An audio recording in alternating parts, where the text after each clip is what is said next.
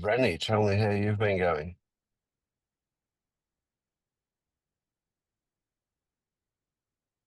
Let me unmute myself. So I don't know. It's challenging, to be honest, but what you can do. It is what it is. Trying to sit with that, like trying to allow things to come and observe. Yeah. Yeah, a lot of emotional things happening. So yeah. So did you get when you said it's challenging, but it is what it is, Mm-hmm. that you access two different systems there. So it's challenging was a description of your experience. It is what it is a story in your head. I guess. Yeah. Yeah, We yeah. we want to turn the second one into the first one.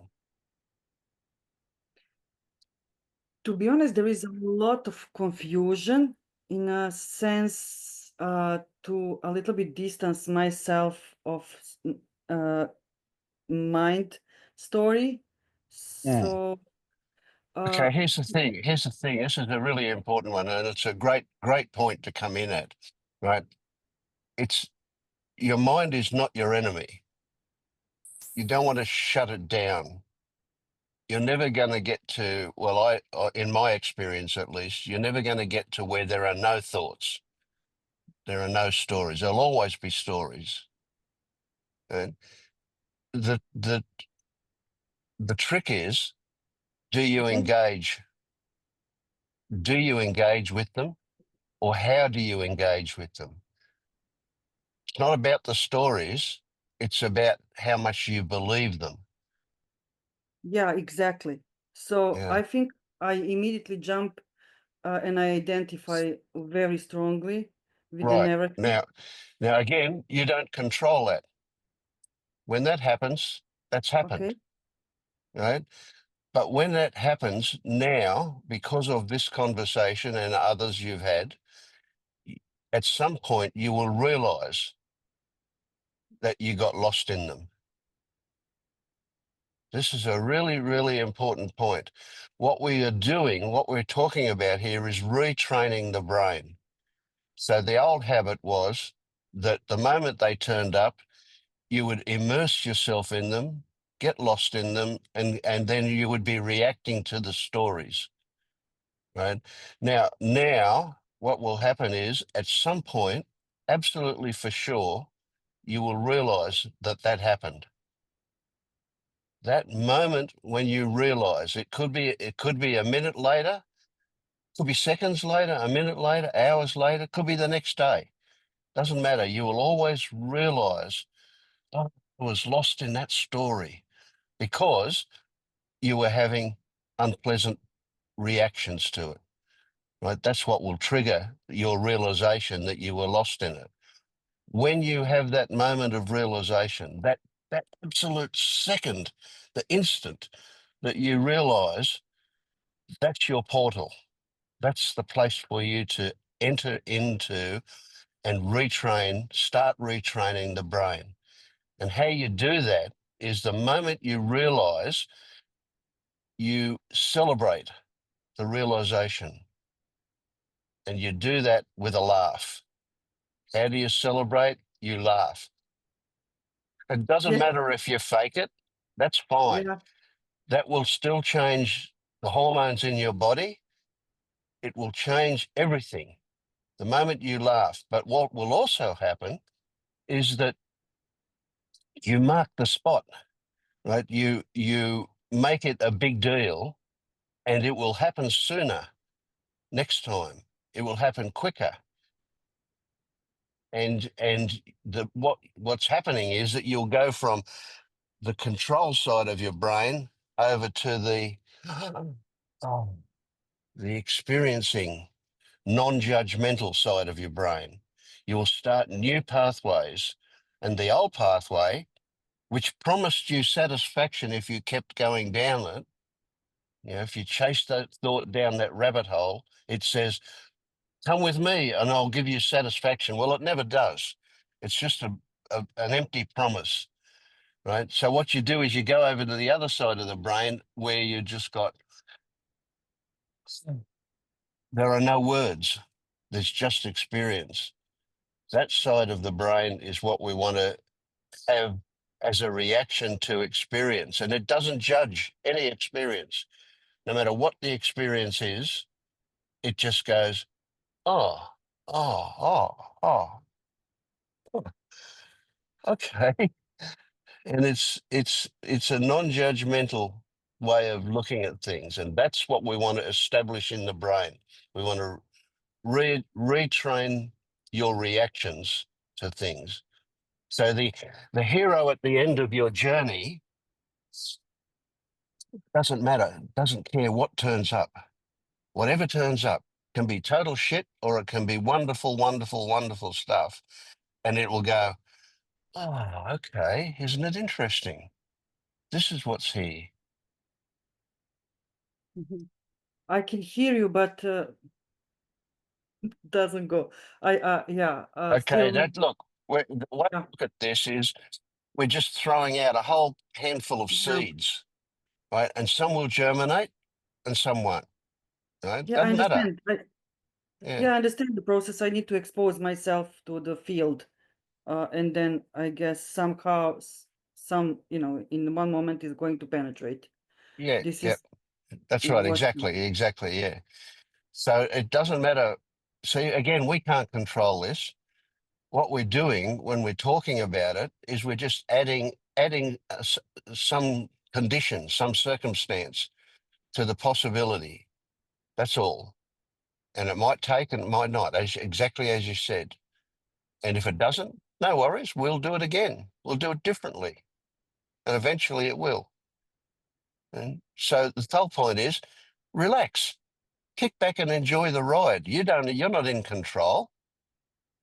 What will happen is what will happen. And in fact, let's be more accurate. What will happen has already happened. And yeah, there is that's no point in wanting it to be different.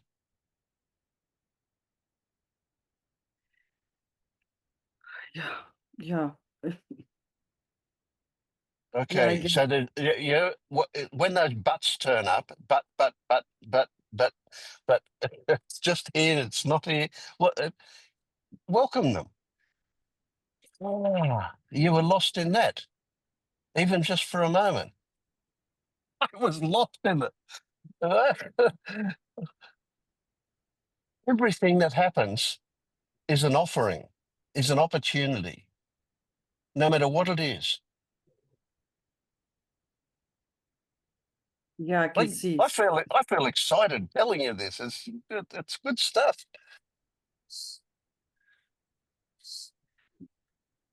There Yeah, is jump in, someone. Pablo. Yeah. Vince, I just like if you'd say more about when you said what will happen has already happened. Could you expound on that a little bit? Yeah. I wasn't meaning that in a some kind of woo-woo way. I was meaning that by the time you become aware of what happens, it's done and dusted. It's finished. Because there's a slight lag.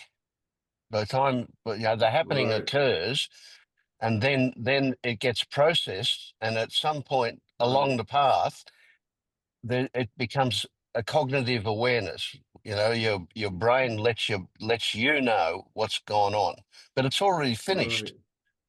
And so to Yeah, add to that, the idea of wanting it to be different, that's just this insanity, absolute that insanity. totally fits with neuroscience. Mm. Yeah, The brain has to put all the different aspects together, Yeah, and I then mean, it it starts does it very appearing. fast, but it's It still does it very after the fast. fact. Yeah. Yeah, yeah, So if you okay. can get that, no matter what turns up, it's just what's turned up.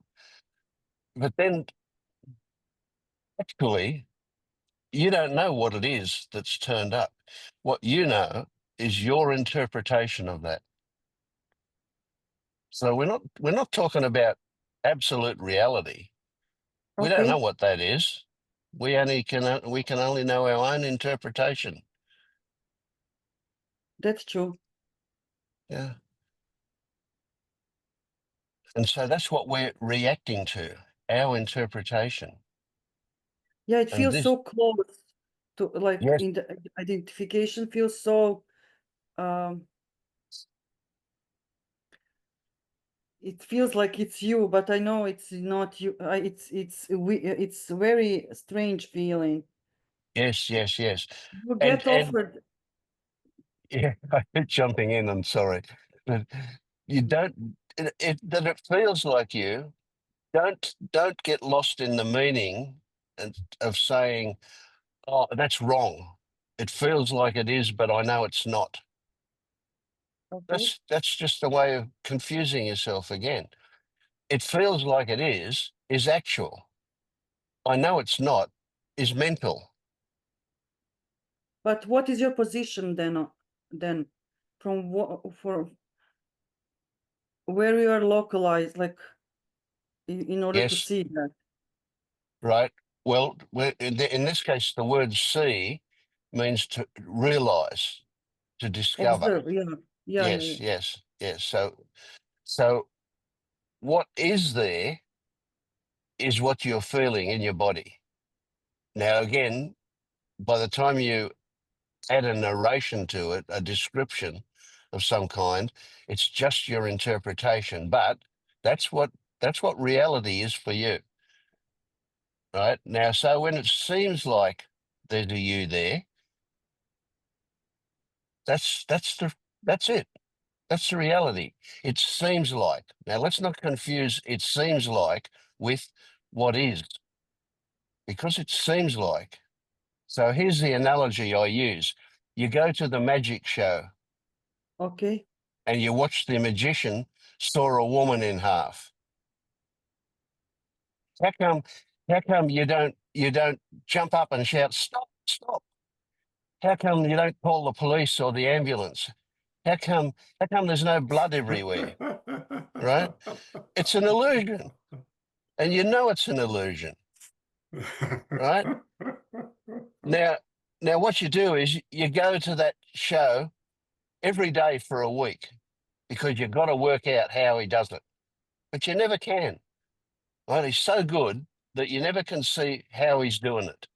And every time you go, it looks like he's sawing a woman in half. But after you've but you been have a through, strong. So sorry? just to jump in, but you have a strong position in a sense. You know that you are observing the lie. Yes, Here is yes, the problem, because the part the true part is not feels it's not strong enough to see. yes, It's convinced that it's a murder is happening, so you are panic, you are in fear, you have all the reaction as someone is killing someone. That's yes, the yes. difference, Right. I But think. but it's your head that tells you that it's a Yeah, lie, right? But you believe it because I you don't know know. it's well, you're I going don't know, you it's go to the magic show and you okay. know that he's not actually doing it. It's your head that tells you it's a lie, right? But it Yeah, yes, still looks like it's really happening, except for the fact that there's no blood, right? It looks like it's happening. but Now, what doesn't look. That's happens? the point. It feels Sorry? so real. It feels so Yes, real. Feels so real. yes, Like yes. it Okay. And feels murder. the consequence is you believe the story that the mind comes up that gives it meaning, Yes, and then you react to that story. yes. Yeah. So when you've been to this magic show every day for a week, the last day you go, you decide this is boring. I'm never going to see how it actually happens. Oh, okay. I'm just going to give up. And you'll be somewhat tickled in yourself about the fact that he was so good that you never saw how he did it, even though you went there knowing it was a lie, and you're looking to see how did he do this trick. And in the end, you just go, oh, well, it's boring. Well, it's Yeah, the same with the illusion of the self. You'll get bored with it. You're not going to stop it. You'll never work out how it happens. But you can not you engage then, with it. I understand that part. It sounds very logical. Like if you don't, you just gave up and then maybe it's going to come. Like when you're finding solution for something and you get so, Frustrated. yeah, and then you just give up and then it comes to you. Like Yes. so many As soon as you scientific stop things. trying, Yeah, that's yeah, right. Yeah. yeah, just Mm. give up. That's the point. But for me is somehow I still believe it's a murder. Like I Yes. believe, and then the thing is, I need to convince. Feels like I need to convince myself. No, no. So you're never going to convince yourself, no matter what. You can go to that magic show every day for a year and you'll still never see how he does it. You will never convince yourself that But it's it's not wrong. how. It's not about how he does it. It's not. I don't care. He's killing her. You understand the Yeah, difference? yeah, So the level of if where I know that he's not killing it's just performance, we are fine. We are like on safe ground. But and I yes, can be bored or not bored, but trying to figure out. But I'm somehow still at the level where I'm thinking he is murdering her, and then my body is still in survival mode, like I'm full yes, on yes. Yeah, yeah. surviving, and then life Okay, is so accept that. okay. You're never going to fix this. You're asking the mind to fix the mind. Yeah, just And like I'm it's not never going to arguing. happen. It's never going to happen. It's always going to look like murder. No, I'm not. Now I'm not arguing with you. I'm just Yeah, representing my mind. So my mind is saying, okay, look how other people are fixing their lives. So, they wake up early, they do these actions, that actions, they think positive, they do this, they go to therapy, whatnot, like all shenanigans about fixing our personality. And then, okay, you fail, I'm failing on this. Like I tried so many modalities, I did that and this and blah blah whatnot. uh I moved the mountains and I'm still not figuring out, and then yes, I yes. switched to this part. Okay, this is all illusion. It's not happening, it's happening but it's not happening. Let's go direct, let's cut the tree, don't cut the leaves. And then Mm, it's now it's yeah, two different systems that are like it's madness in reality. I know it's yeah, from experience, I know everything is BS, but like at the same time experience is yes. It's still still, yeah. I someone get is that. murdering I get someone, that. Yeah, I'm dying. So yes. that's the you understand where is my position now, in a sense, Yeah, yeah. how I'm So experiencing. what was common to everything that you've tried so far? What's the underlying thing? I'll tell you, so rather than wait. And that is that everything that you've done has Mhm. been with the intention to fix this, to change it, right? And that doesn't work. Every time you try and fix it or change it, you make it stronger. But how it works for other people, not for me. Don't worry about other people.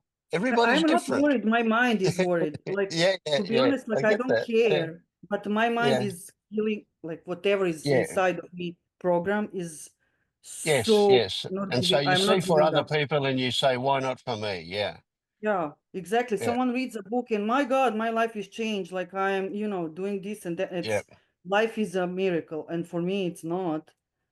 yeah, yeah. Well, it is. You just don't know it. Yeah, I know. Yeah, Yeah, yeah. course. But again, experience, day-to-day experience, I have a glimpses that I'm sitting on, golden Yes. something, Yeah, yeah. like, You just, the real yeah. experience, this is the heaven.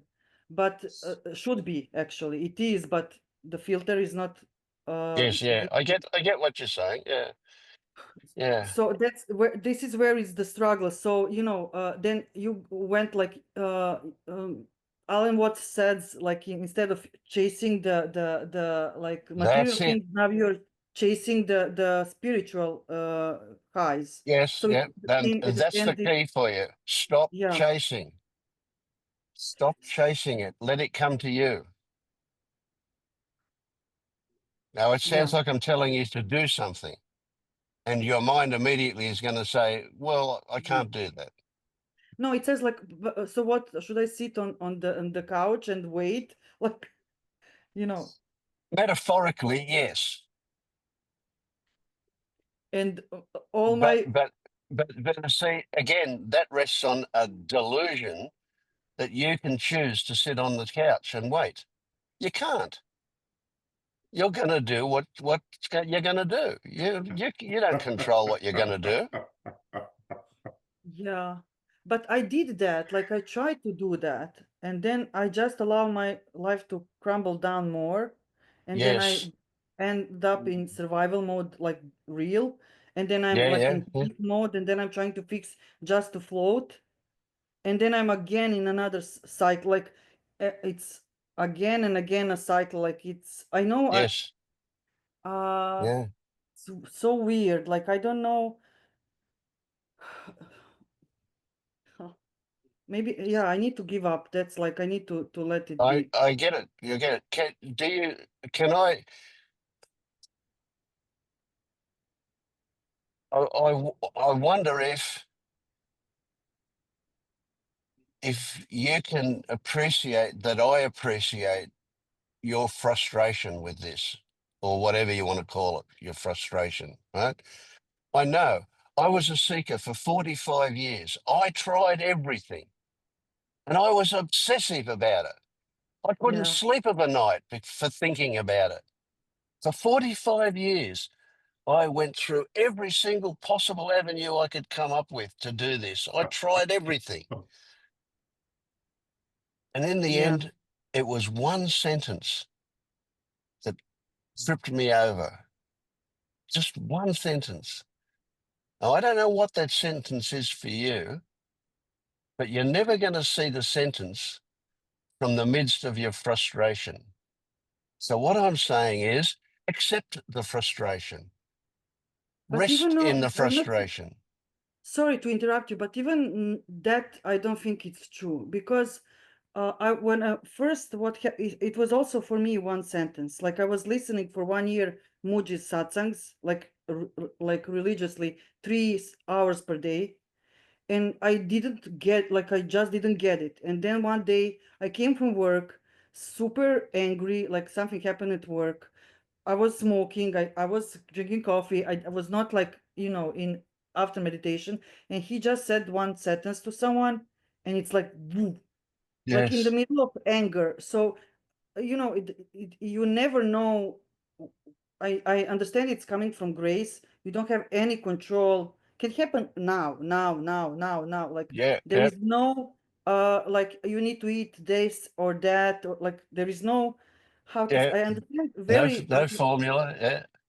yeah, I understand practically like everything because I was on the other side and I saw it and I have intellectually how it goes, but again I was thinking, okay, let it go with the way awakening, fix your life like practically, like participate in society or whatnot, and I I Yeah. don't Yeah. Yeah. know, it's not Yeah. working. Right. And nothing you do Yeah. will work. Yeah, maybe. Yeah, you're right. Actually, now I understand what you're like. Yeah, double down on misery, in a sense, not feeling, but like you cannot Yeah. do anything. But see, this is the ultimate koan. How do you do not doing? Say it again, please. How do you do not doing? So how I imagine is like just allowing to feel like what is the worst can happen if you fail, because I cannot see myself as a failure. That's I think the problem. Now it's like psychotherapy a little bit, but I think those uh I put all my energy in not failing. Mm, Yeah. mm. Yeah. Somehow, like I need to be someone. Yes. Mhm. Mhm. Well, there you This is go. how it There you feels. go. And this is all about being no one. Yeah. And Yeah. maybe what is keeping me also, because I already experienced, so I touched the goal, like I already Yes. have a medal.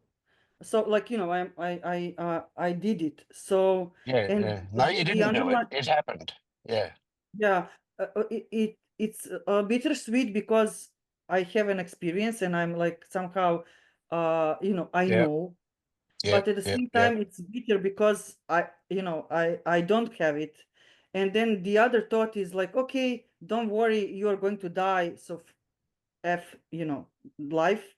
So, it's this story that it's unfolding is going, it's a movie, so it's going to finish. You are going to watch Yeah. Yeah. another movie. So that's a little bit like nihilistic approach, like, there is no I love get in that. that. Yeah. Yeah. There is no joy and and there is no yeah, but again, there is something, at least you did something right.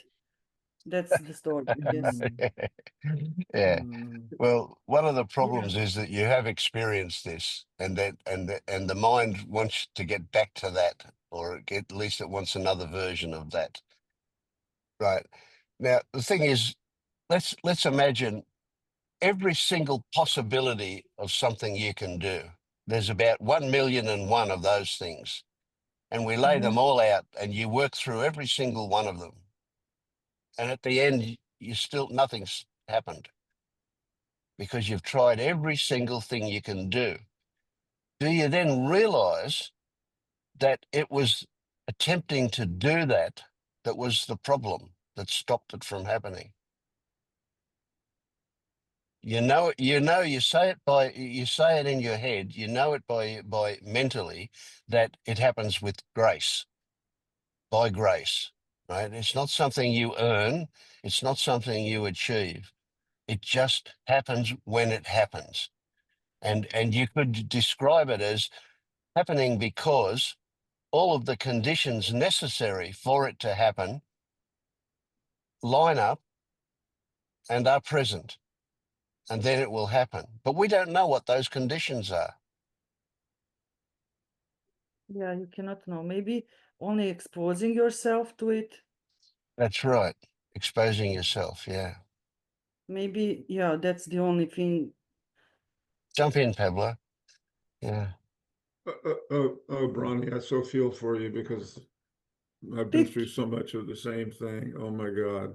Oh my God. yeah, this is Do you, human experience, like we share. pardon me? Like a lot of people in the world feels this way, like,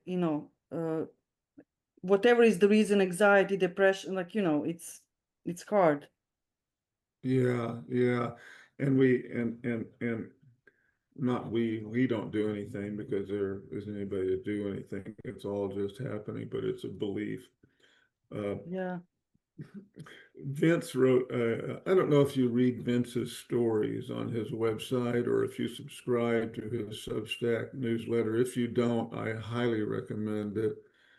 Um, and he came out with a story today about, I think it was called The Decision. And it's so beautiful. It's so perfect. And it starts off and there's a picture of a woman. She's doing some chores, right? And and uh, and there is and then the thought comes into her head, should I go? And then other thoughts come into her head, well, if I go, this might happen, and then, oh, but if I don't go, this other thing might happen.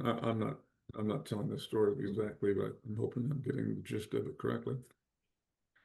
And how can I decide? What am I going to do? And then finally, she just stopped doing that, or stopped paying attention to those thoughts, and she just started doing whatever she was doing. And then she did the next thing that was in front of her after that, right? And then she put on her coat and she grabbed her purse and she walked out the door. And the funny thing is that I had the same experience today. Um, I don't remember the particulars of it, but it was something like, well, maybe I should go. I was out on the porch, and maybe I should go in now and start doing this. And then there was a thought, um, yeah, but this is good to be out here. This is a better thing to be doing. And then there was a thought, well, how do I know? And then there was just sort of a recognition. This is exactly what Vince's story was about, right? And so I stayed out there doing what I was doing and enjoyed it so much more. And then at one point, I just went back in the house and did that thing. and and the way I look at it is, well, see, I come from a neuroscience perspective, and I know, a lot of people say, well, that's just more stories, right? But yeah, and some stories work better than others in terms of making predictions, in my opinion, right? And some stories fit better with the natural world as we know it. But it's like all this noise in our brain. Should I do this? Should I do that? How am I going to pay the rent? Oh my God, what's going to happen if I can't pay the rent? What if this doesn't happen? What if this happens? And all that noise is getting in the way of your higher brain, your neocortex, right? All that's fear-based stuff. That's all fear-based. And fear interferes, for 99.8% of our evolution, right? That kind of reaction, not in thought, but the dangers were immediate, right? Like something's going to eat you, or you're going to eat it, or somebody's going to die, or whatever, right? And they were immediate. And so that response, that cortisol release, basically, um, it was great for powering action, right? Like run away, fight or flight. But it also drained resources from the neocortex, which is the most modern part of the brain. It's the part that's sort of the oversight, right? It can see a big picture and put a whole lot more together that won't even happen in thought, because thought's just reduced to words, representations of things. And all that thought is just, no, you make a grocery list, right? Yeah, thought's very helpful, right? And you imagine, well, oh, I know this is this place in the grocery store, and I'll park here, and then I'll start out here, and then I'll get this and I'll get that, whatever. Uh, all that thought's so helpful, right? But when it comes to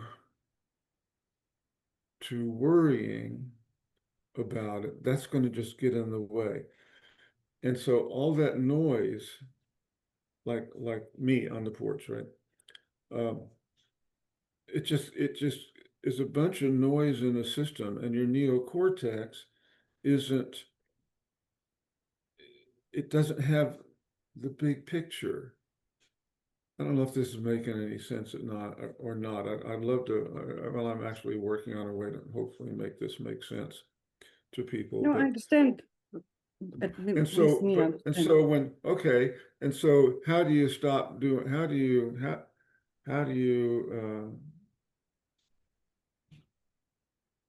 you stop? I forget how you worded that, Vince. That was great. Uh, how do you stop?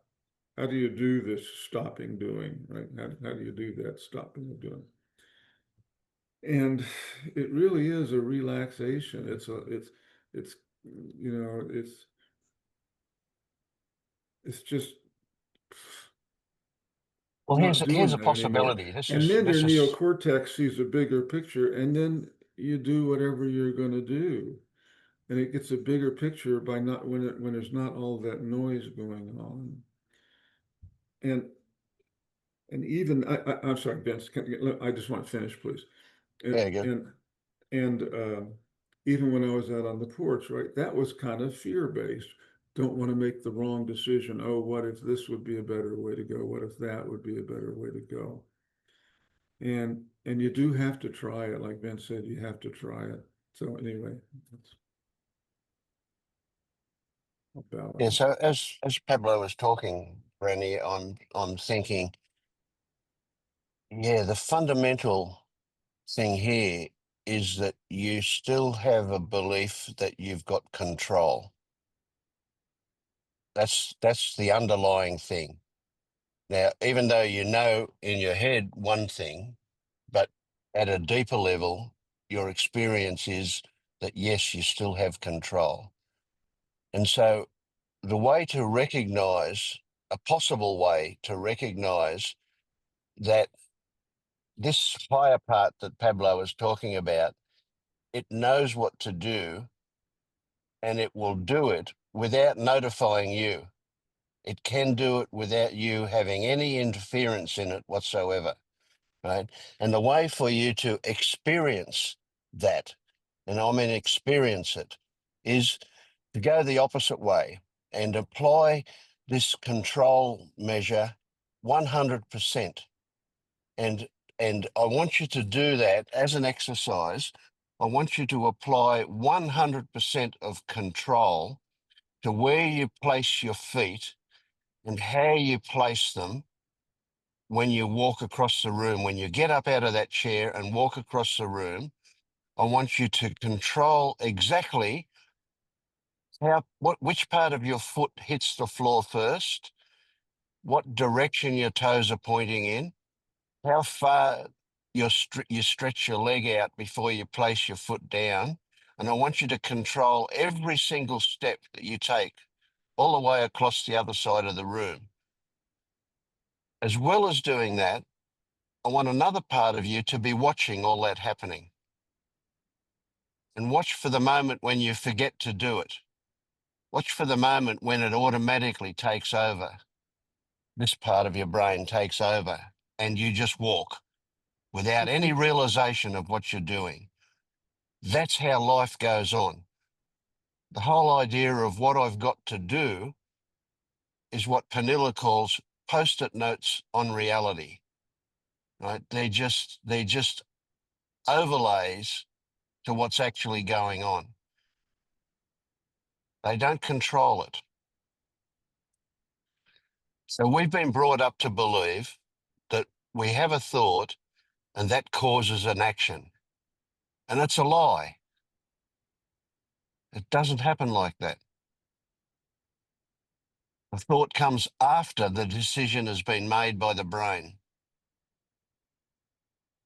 So the way to experience, and I mean experience in a big way, underline the word experience. The way to experience that is the only way that you're going to trust that that's the way things happen. So if you do this exercise with walking, control it in every single possible way, you'll very quickly see within 2-3 steps, you'll see that it's not required. It doesn't do the job anyway. You can't do the job as good as your brain can do it. When you think, how am I going to put my foot down? Am I going to put my toes down before I put my heel down? Am I going to be pointing my foot in a slightly outward direction, or am I going to point it forward? When you start thinking about all of those things, you can't do it. You can't walk. There's too much going on. Yeah, you're totally right. I don't trust life. I don't trust. Yes. And that's because you don't trust. Yeah. It feels, yeah, I guess it feels like oh my God, it's so funny. It feels like I'm punished, like in a sense, some things happen in life and like, Adam and Eve, they're banished from Eden. And then I had an experience and I'm again banished from it, like, Which and makes it worse, doesn't it? Yes, yeah, because and you've then experienced the beauty of it. Yes. yeah, so my mind Yeah. is like, okay, if you don't, if God doesn't want to help me, like it's switched the gear. I will like it's so stupid. Yeah, It's it is. There you go. There's a something is happening for you right now. Yes. Yeah. hilarious. Oh my God. Yeah. There you go. Oh my God. I know. Yeah. Yeah. Oh my God. But the thing is, I don't know, is this intellectual? Like, it's in a sense, No, it's not I get it. intellectual. I tell you what, there's a clue here. When you're laughing spontaneously, you've discovered something. I know. I Yeah. know. I know. Sorry, because I have this type of laughter. I'm scientist, so when I was writing my PhD, I was very like, I needed to read so many things, and you become lucid a little bit when you are intellectually so drained, and you laugh. At least me, I was laughing like crazy most of the time because like you're a little bit cuckoo. Yeah. Yeah. Isn't that great? I love cuckoo. Yeah, it reminds me of the like you so I don't know. Am I like that type of lucid or is this that this the thing? Mhm. Yeah. It's like on the way from the head to the body, it passes through the laughing center. Yeah. Mm, thank you. Uh, Yeah, oh thank my you. God. Yeah. Oh, I appreciate really. Thank you. Say Pablo. Yeah. It's, don't ask, Pablo. Just jump in. Yeah. I, I wonder I'd love to know what happened, Browning. I'd love to know what happened if you can put it in But words. to be honest, like I always have this how to say underlying knowing there is a field. So it's always somehow two layers. But when I'm so much into the brain, when I'm in fear, then I cannot tap into the field. And that field is not Yeah. that strong, like it's just, Mm. it feels like it's a physical field. Uh, and then I don't know. And maybe it's from behind head, like I don't know how to explain. Like someone is watching through me, like like from Ah, behind, and then I tap into that field, like where there is nothing. But Okay. Yeah. it's nothing close to that experience that I like. That's what it's the thing. It's the relief. That's the oh, in here, like where is the chest? It's oh, a huge amount of joy, like firework. I don't know, like light oh, in the Yeah. sky. God. Beautiful. Like, Yeah. yeah, yeah. It's yeah. This is how I experience. Like it's. Yeah. Thank you.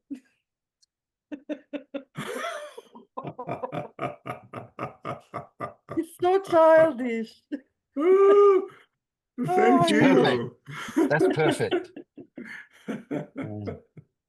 And I can see my mind is like, oh wait. Yes. And that's funny too, isn't it?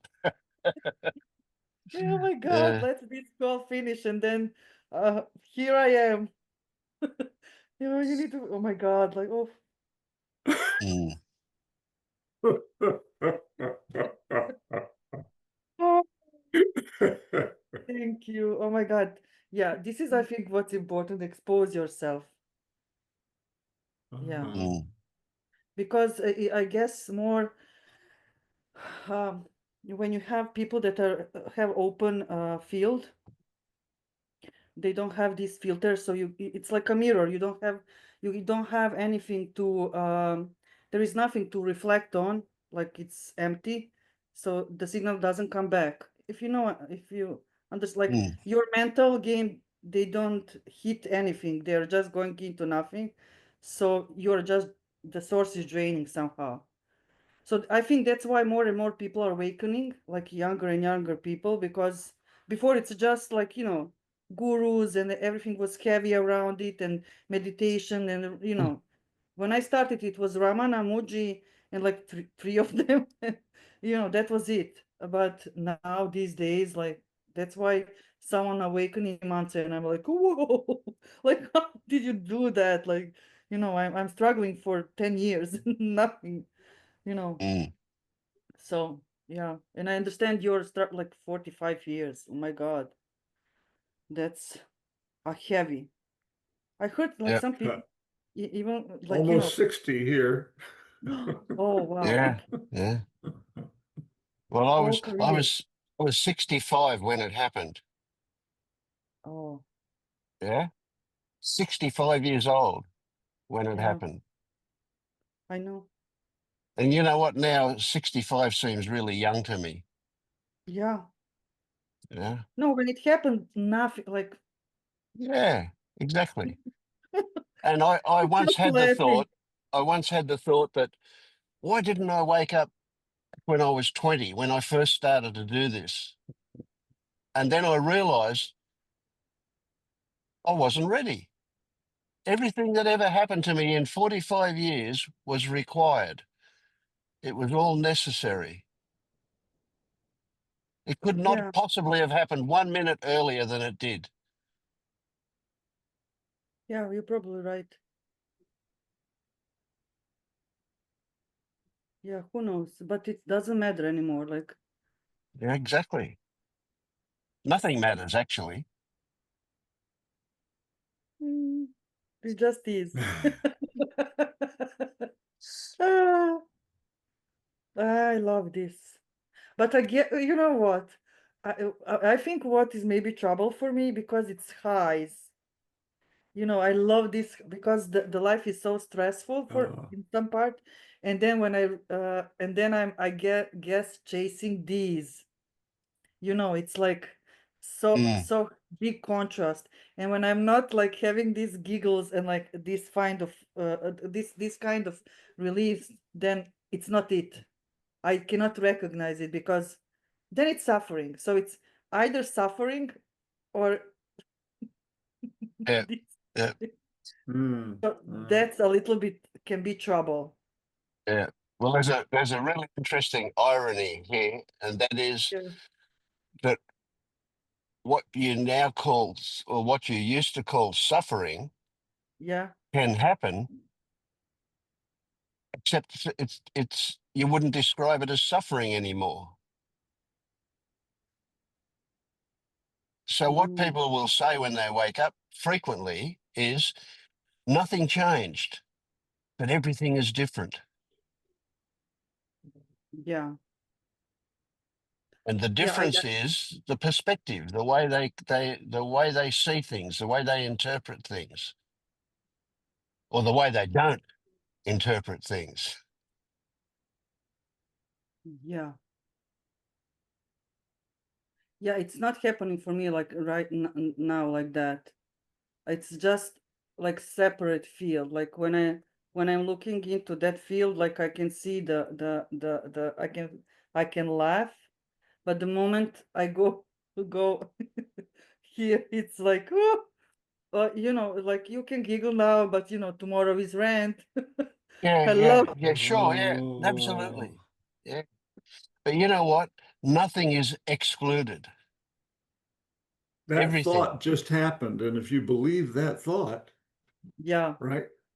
It's yeah, just some thought that popped up. That's just but it's manifested like it's like you need to face it. That's where it's the Well, split. you I don't need don't to face it. What happens is you apparently have a choice to engage with it and react to it, right, or right, just right. watch it go past. Okay, but when rent comes to be paid, like what? Well, sometimes in the middle I of am the all rant, yeah. sorry. And when you recognize that you were lost in it, you laugh. Fake it until you To make it. landlord.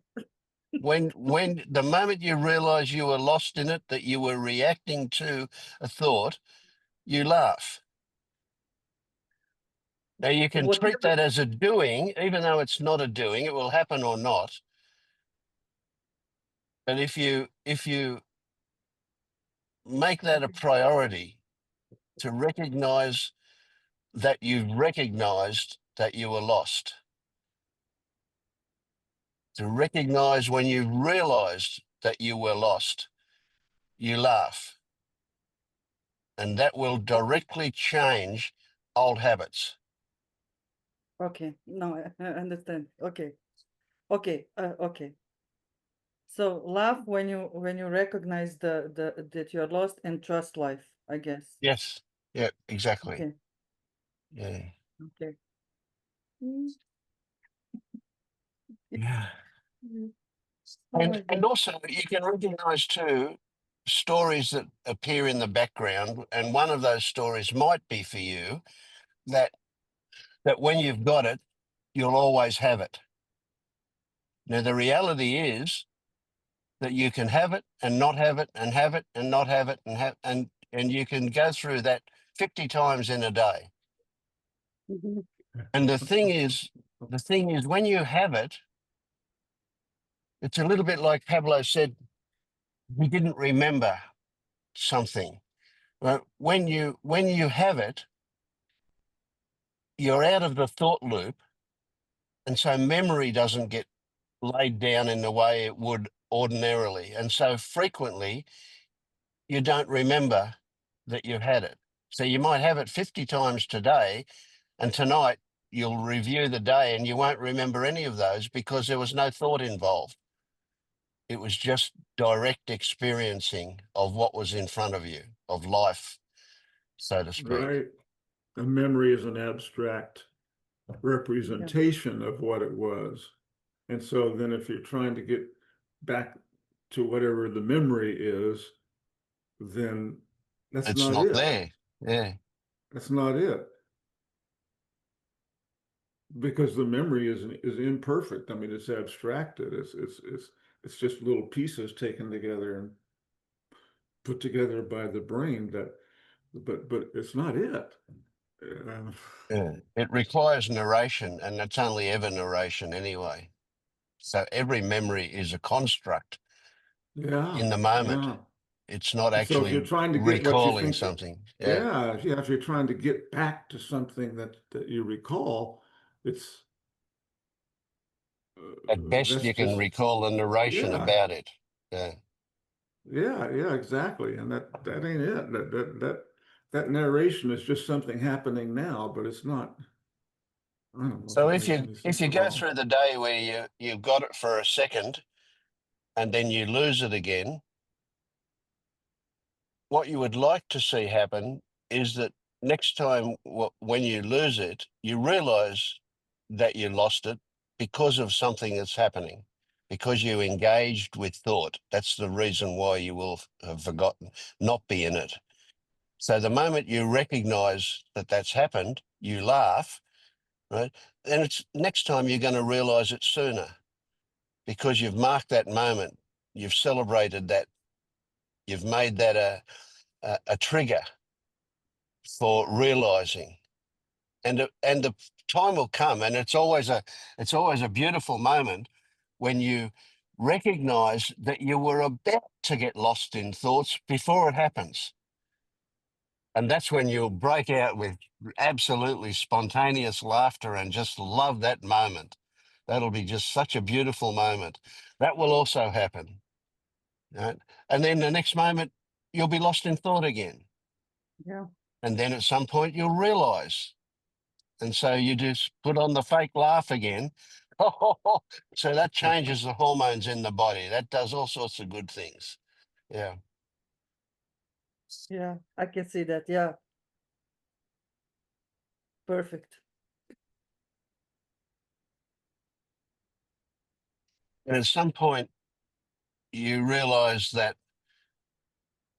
the thought to laugh, the thought that narrates the realization that you were lost, just happens. You didn't do it. You might say it was grace again that allows that thought to pop up. And then you go, oh, okay, it's all just happening. Even the okay. Yes, even that. Absolutely. Yeah.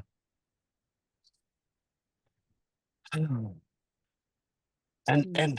and don't you feel some excitement about looking forward to how it might work? Oh, Yeah. I do. Yeah. No, yeah. Oh, I don't know. It doesn't No, matter. well, there you go. That's good, isn't it? It's the perfect place to get to. I don't know. I don't know. I don't know anything. You know what? I'm not even sure if I know that I don't know.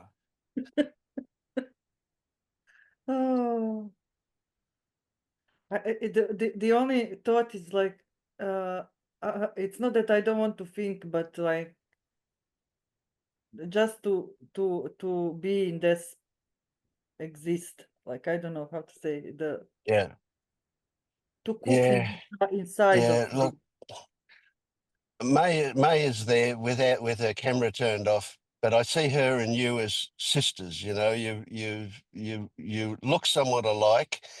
You're both academics, so you've got this brain that was put on a pedestal for you when you were young, and you worshipped the idol of your brain all those years. And now, of course, we're not saying it didn't do what it did. Of course, it did what it did, but it's you don't have to take credit for it. You couldn't help that you were born with an intelligent, active, accomplished brain. That happened. Right? It's not you can't take credit for being born that way. It's just the way things were, right? But it's given you a lot of good feelings over the years, and now it seems like you're going to have to give them all away. Well, you're not. It's going to continue to do what it does, but you'll allow it to do it, and it'll do more. You know what Einstein said, that all of his really good stuff came when he was asleep. Yeah, He didn't work at it. It just happened. yeah, but yeah, we all know there is, it's a character. There is nothing going on. Like you are not responsible for anything at the end of the day. You just believe you are. Yes. That's all. It. There is no one. But again,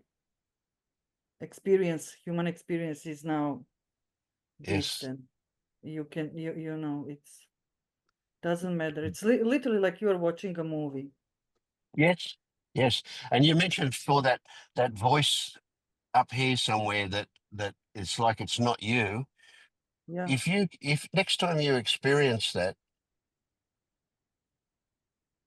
see if you can imagine that you can bookmark that voice, what it feels like, where it's coming from, whatever characteristics of it that you recognize as that voice that is not you.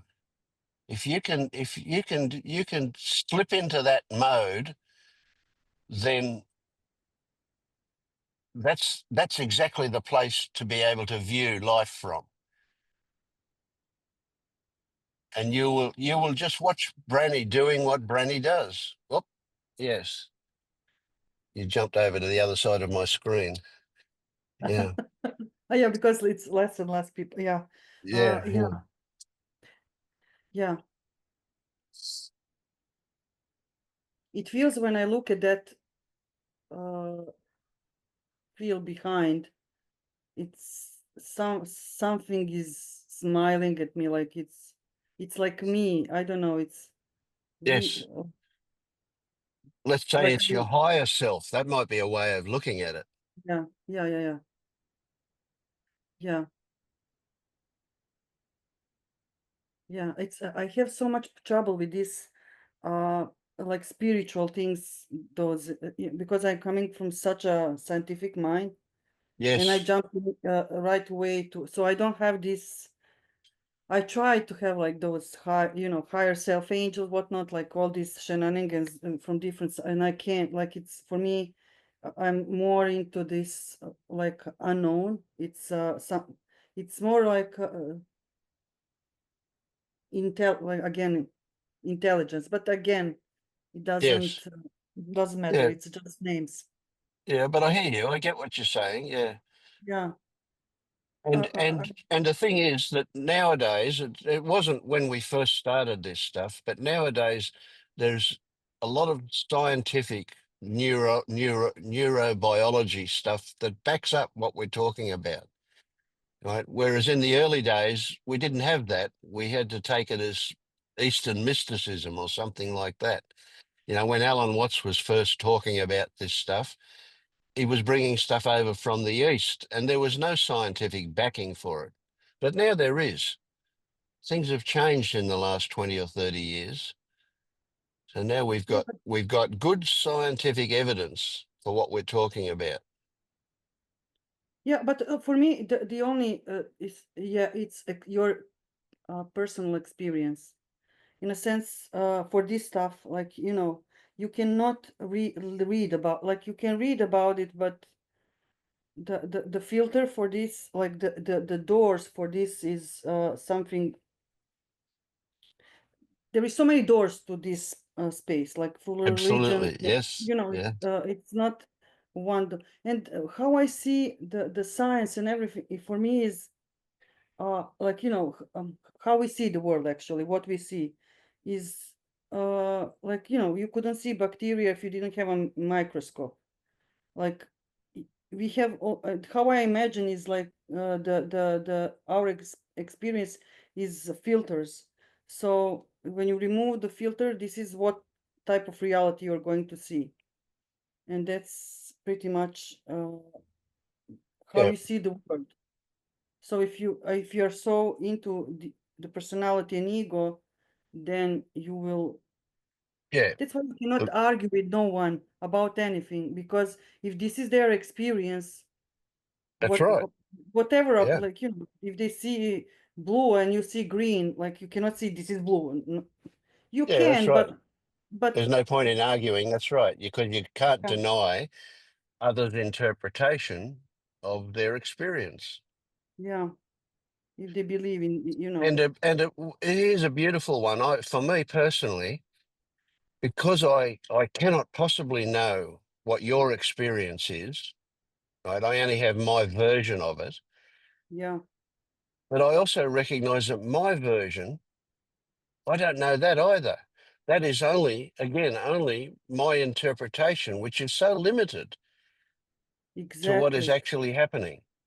So really, Yeah. it's quite clear to me I can't really know anything. Yeah. Yeah, yeah, this is also what I think, like we are just allowed to see something, but you cannot know. I always ask people, how do you know? What Yes. is your reference?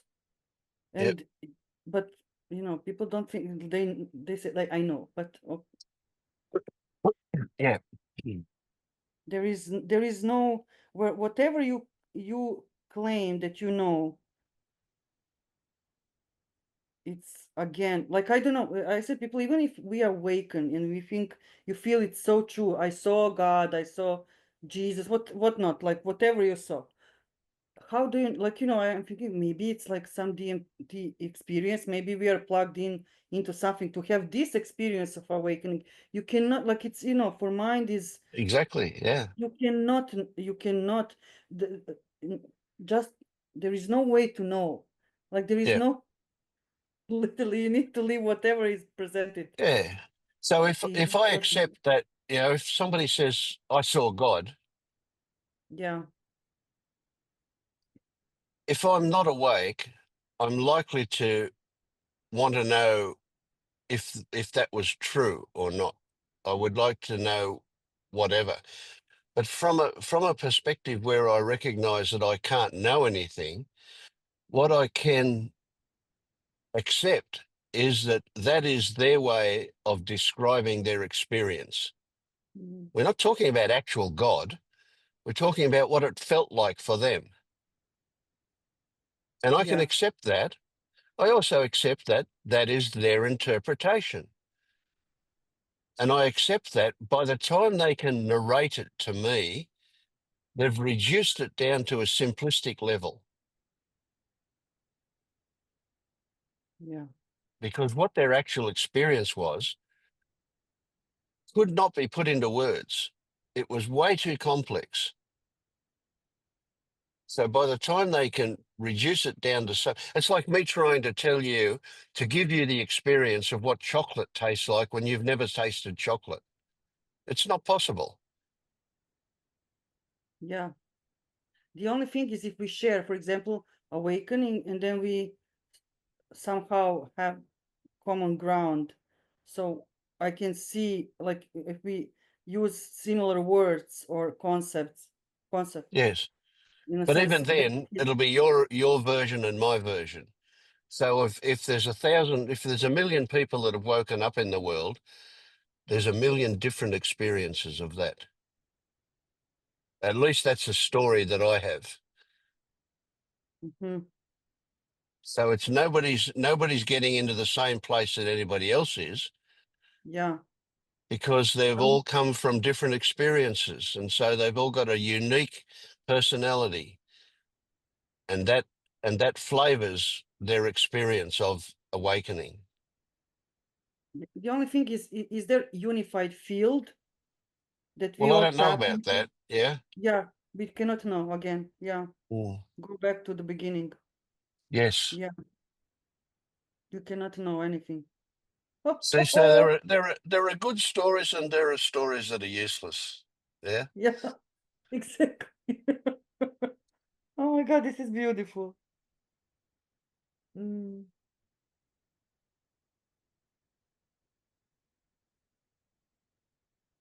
And mm, in the not knowing, for me, I can directly see where a feeling, a sense of freedom, a sense of wide open unrestriction comes from, is in that not knowing. As soon as I have to know something, oh, I contract into what is that? And not knowing is, oh, what a relief. yeah, Freedom in not knowing. that's so true. And yet here's an irony that Bianca points out to me, and that is that I talk like I know.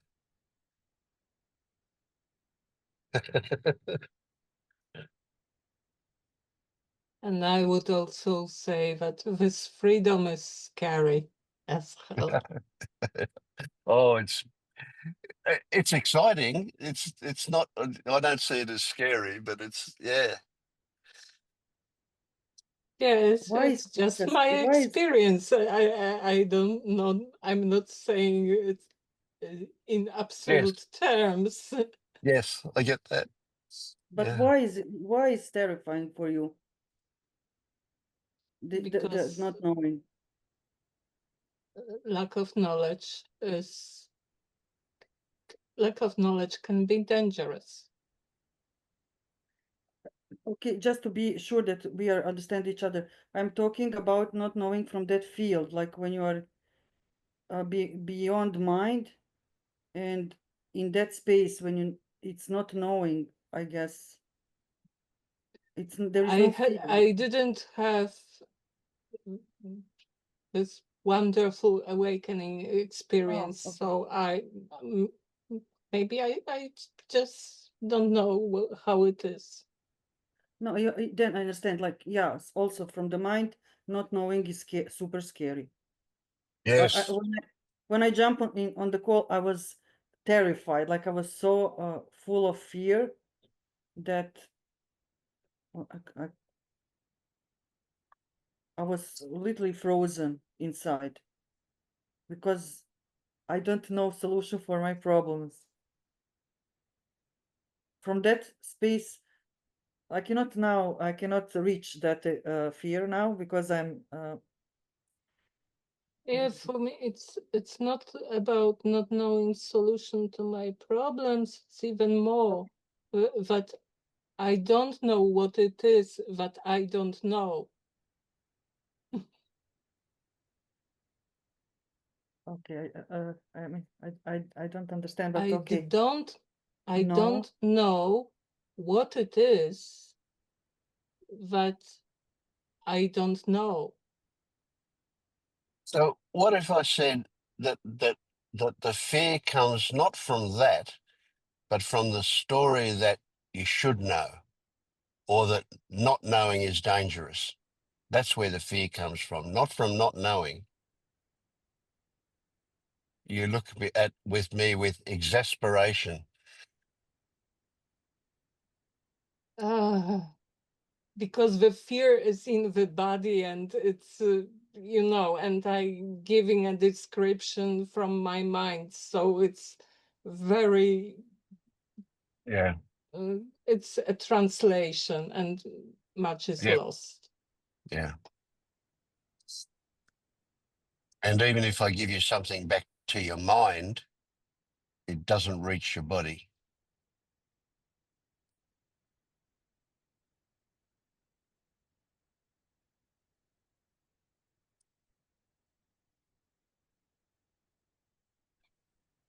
It's like Brani said, I can't do anything about it. So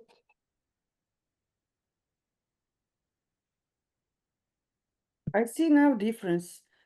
When I say mentally, I cannot do anything about it. This is like sarcasm, like, okay, I'm defeated.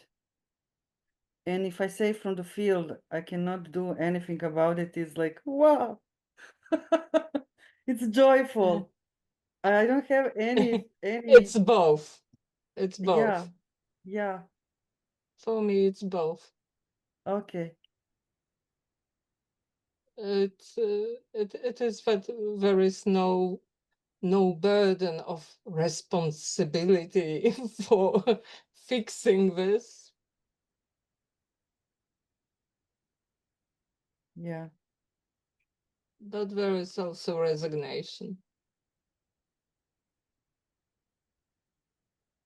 When I was a seeker, I I I had a feeling that I was close to waking up at one point, and I started a blog then, and I called it On the Verge.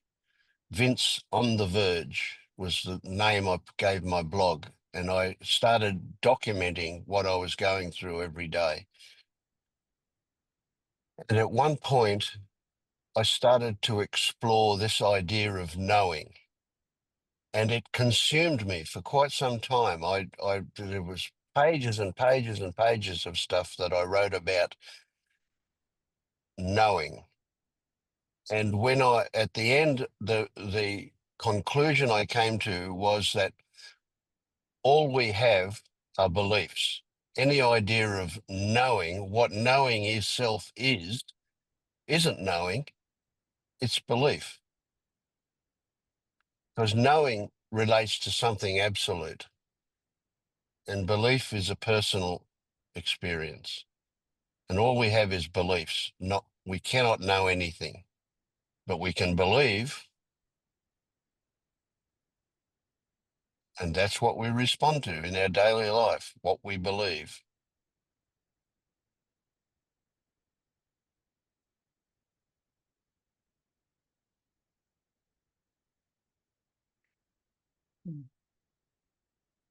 There's a nice book, I think I already mentioned it once.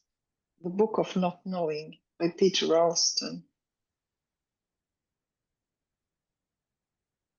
I didn't hear about it. The book of not knowing. Yeah, Peter Ralston.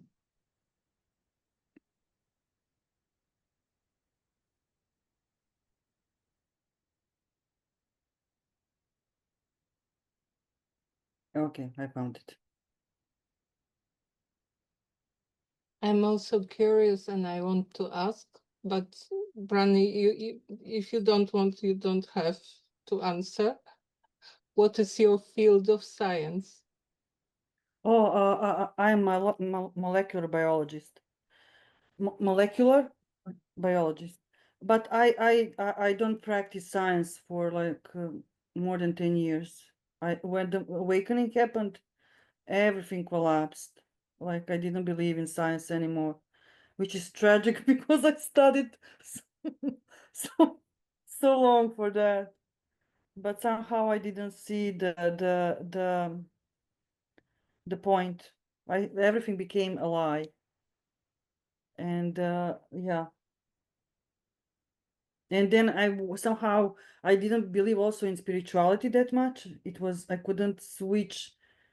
I I knew that there is something, but and then I'm somehow get stuck. I believed I got stuck in between those two worlds, science and uh, I believe in science, but some part of it, but I don't know. It was so confusing for me because I couldn't talk any more science language. It didn't make sense. Why? You are also a scientist? No, no, no, not really. Mm. But Yeah. it's funny. So Yeah, I because don't So that, maybe even know. I don't even know what I believe in anymore. Do yeah. I believe in good, good. science? Do I believe in spirituality? I have no idea what I'm doing. Yeah, my God, yeah. No, for That's me it's great. so Yeah. hard to navigate the world since I am awakened. I don't relate to, but you need to live in this world. So when you were talking there, Bruni, what came to me was an old, I don't know, something that came out of my early days of seeking, where it said, in the beginning, mountains were mountains, and then mountains weren't mountains. And I think that's the stage you were at when you gave up science. Mountains weren't mountains anymore, but then mountains become mountains again, but in a Yeah, different way. Yeah. yeah, yeah, yeah, you're totally right. Yeah. No, it's just I wanted just to seek. That was because the experience was so strong, and then everything, all this, and I guess now it's common knowledge how science work. It's just chasing to publish papers. Like those old school science rarely exist. Like the lab needs to be so heavily funded in order to do true science, and those small like it's very there is so many fraud in expert like false Yeah. shenanigans. So Sure. I Yeah. dropped like it didn't make sense like what we are like what we are doing here like just collecting points like it didn't make any sense, and that's why I dropped it. But again there is what stayed is that intellectual curiosity.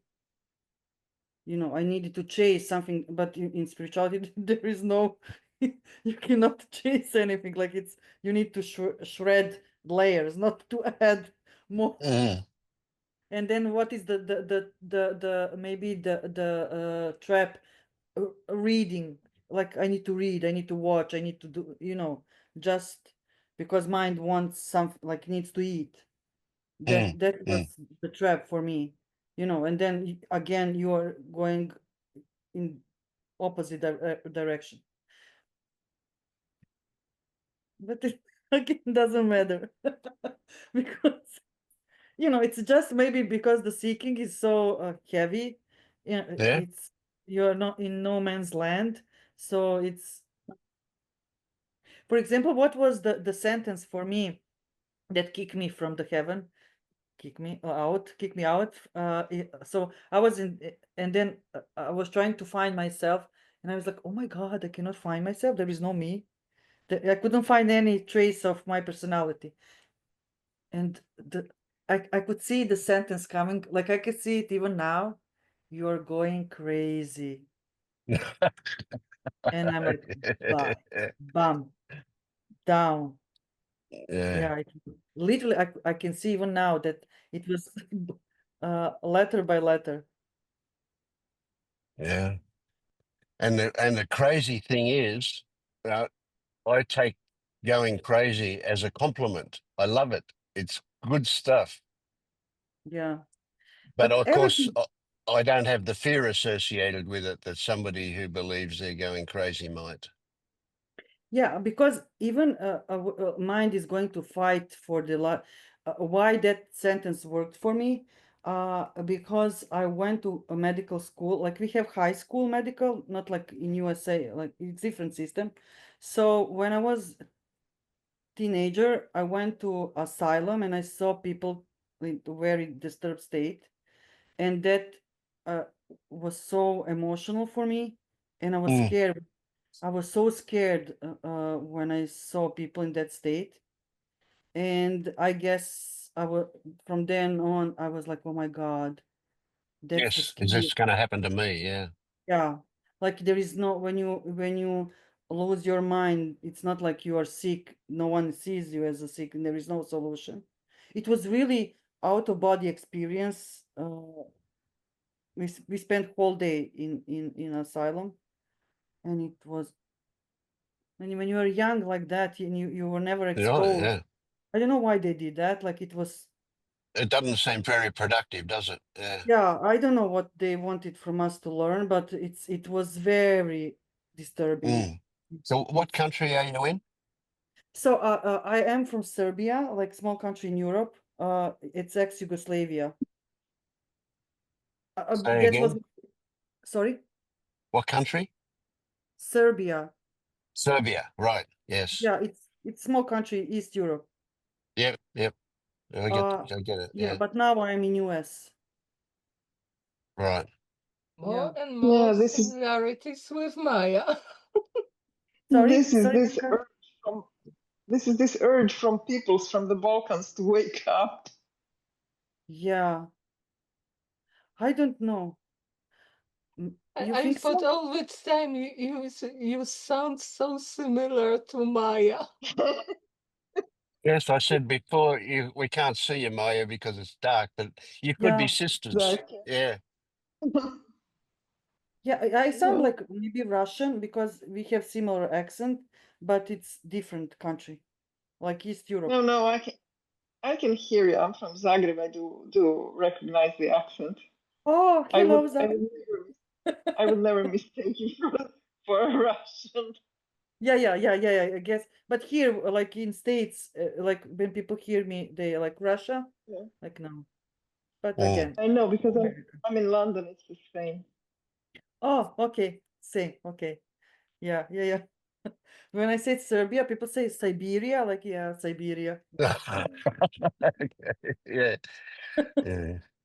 Yeah, it, Yeah, it there is is. something about Balkans.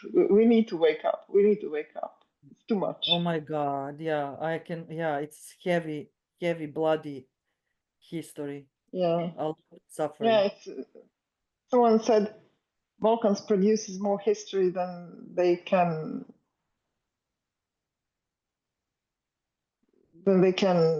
digest themselves. So Yeah, but to be honest, like wherever I go, I feel the same for each country because the trauma of collective is on collective level is so huge. Like for example, when I mm, came to States, uh, I was literally in state of shock. How, for example, we were coming from similar countries, and we don't have racism in our in Balkans. We are all same. But when I came here, how I never saw, and especially I'm scientist, I don't believe in the color of the skin. Like for me, this is adaptation to outside. Like I didn't have a layer in me thinking about the color of skin as what it is. And when I came here, the pressure to think that way is so huge. They render their world, everything is rendered for the race. Even when you're applying for a job, you need to put your race. And I'm like, what does it matter?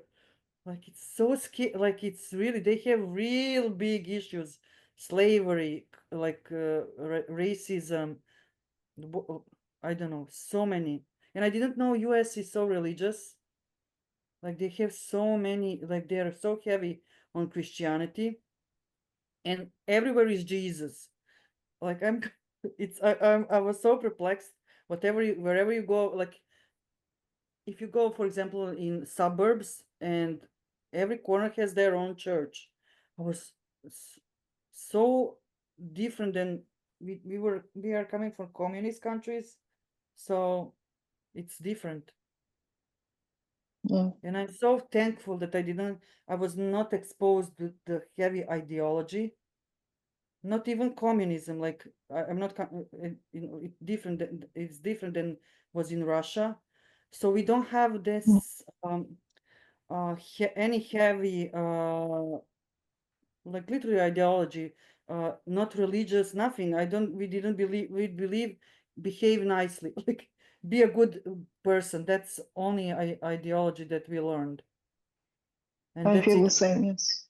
Yeah, really, yeah, nothing. I don't think anyone is going to come to save us. uh, it's and that's why I don't know.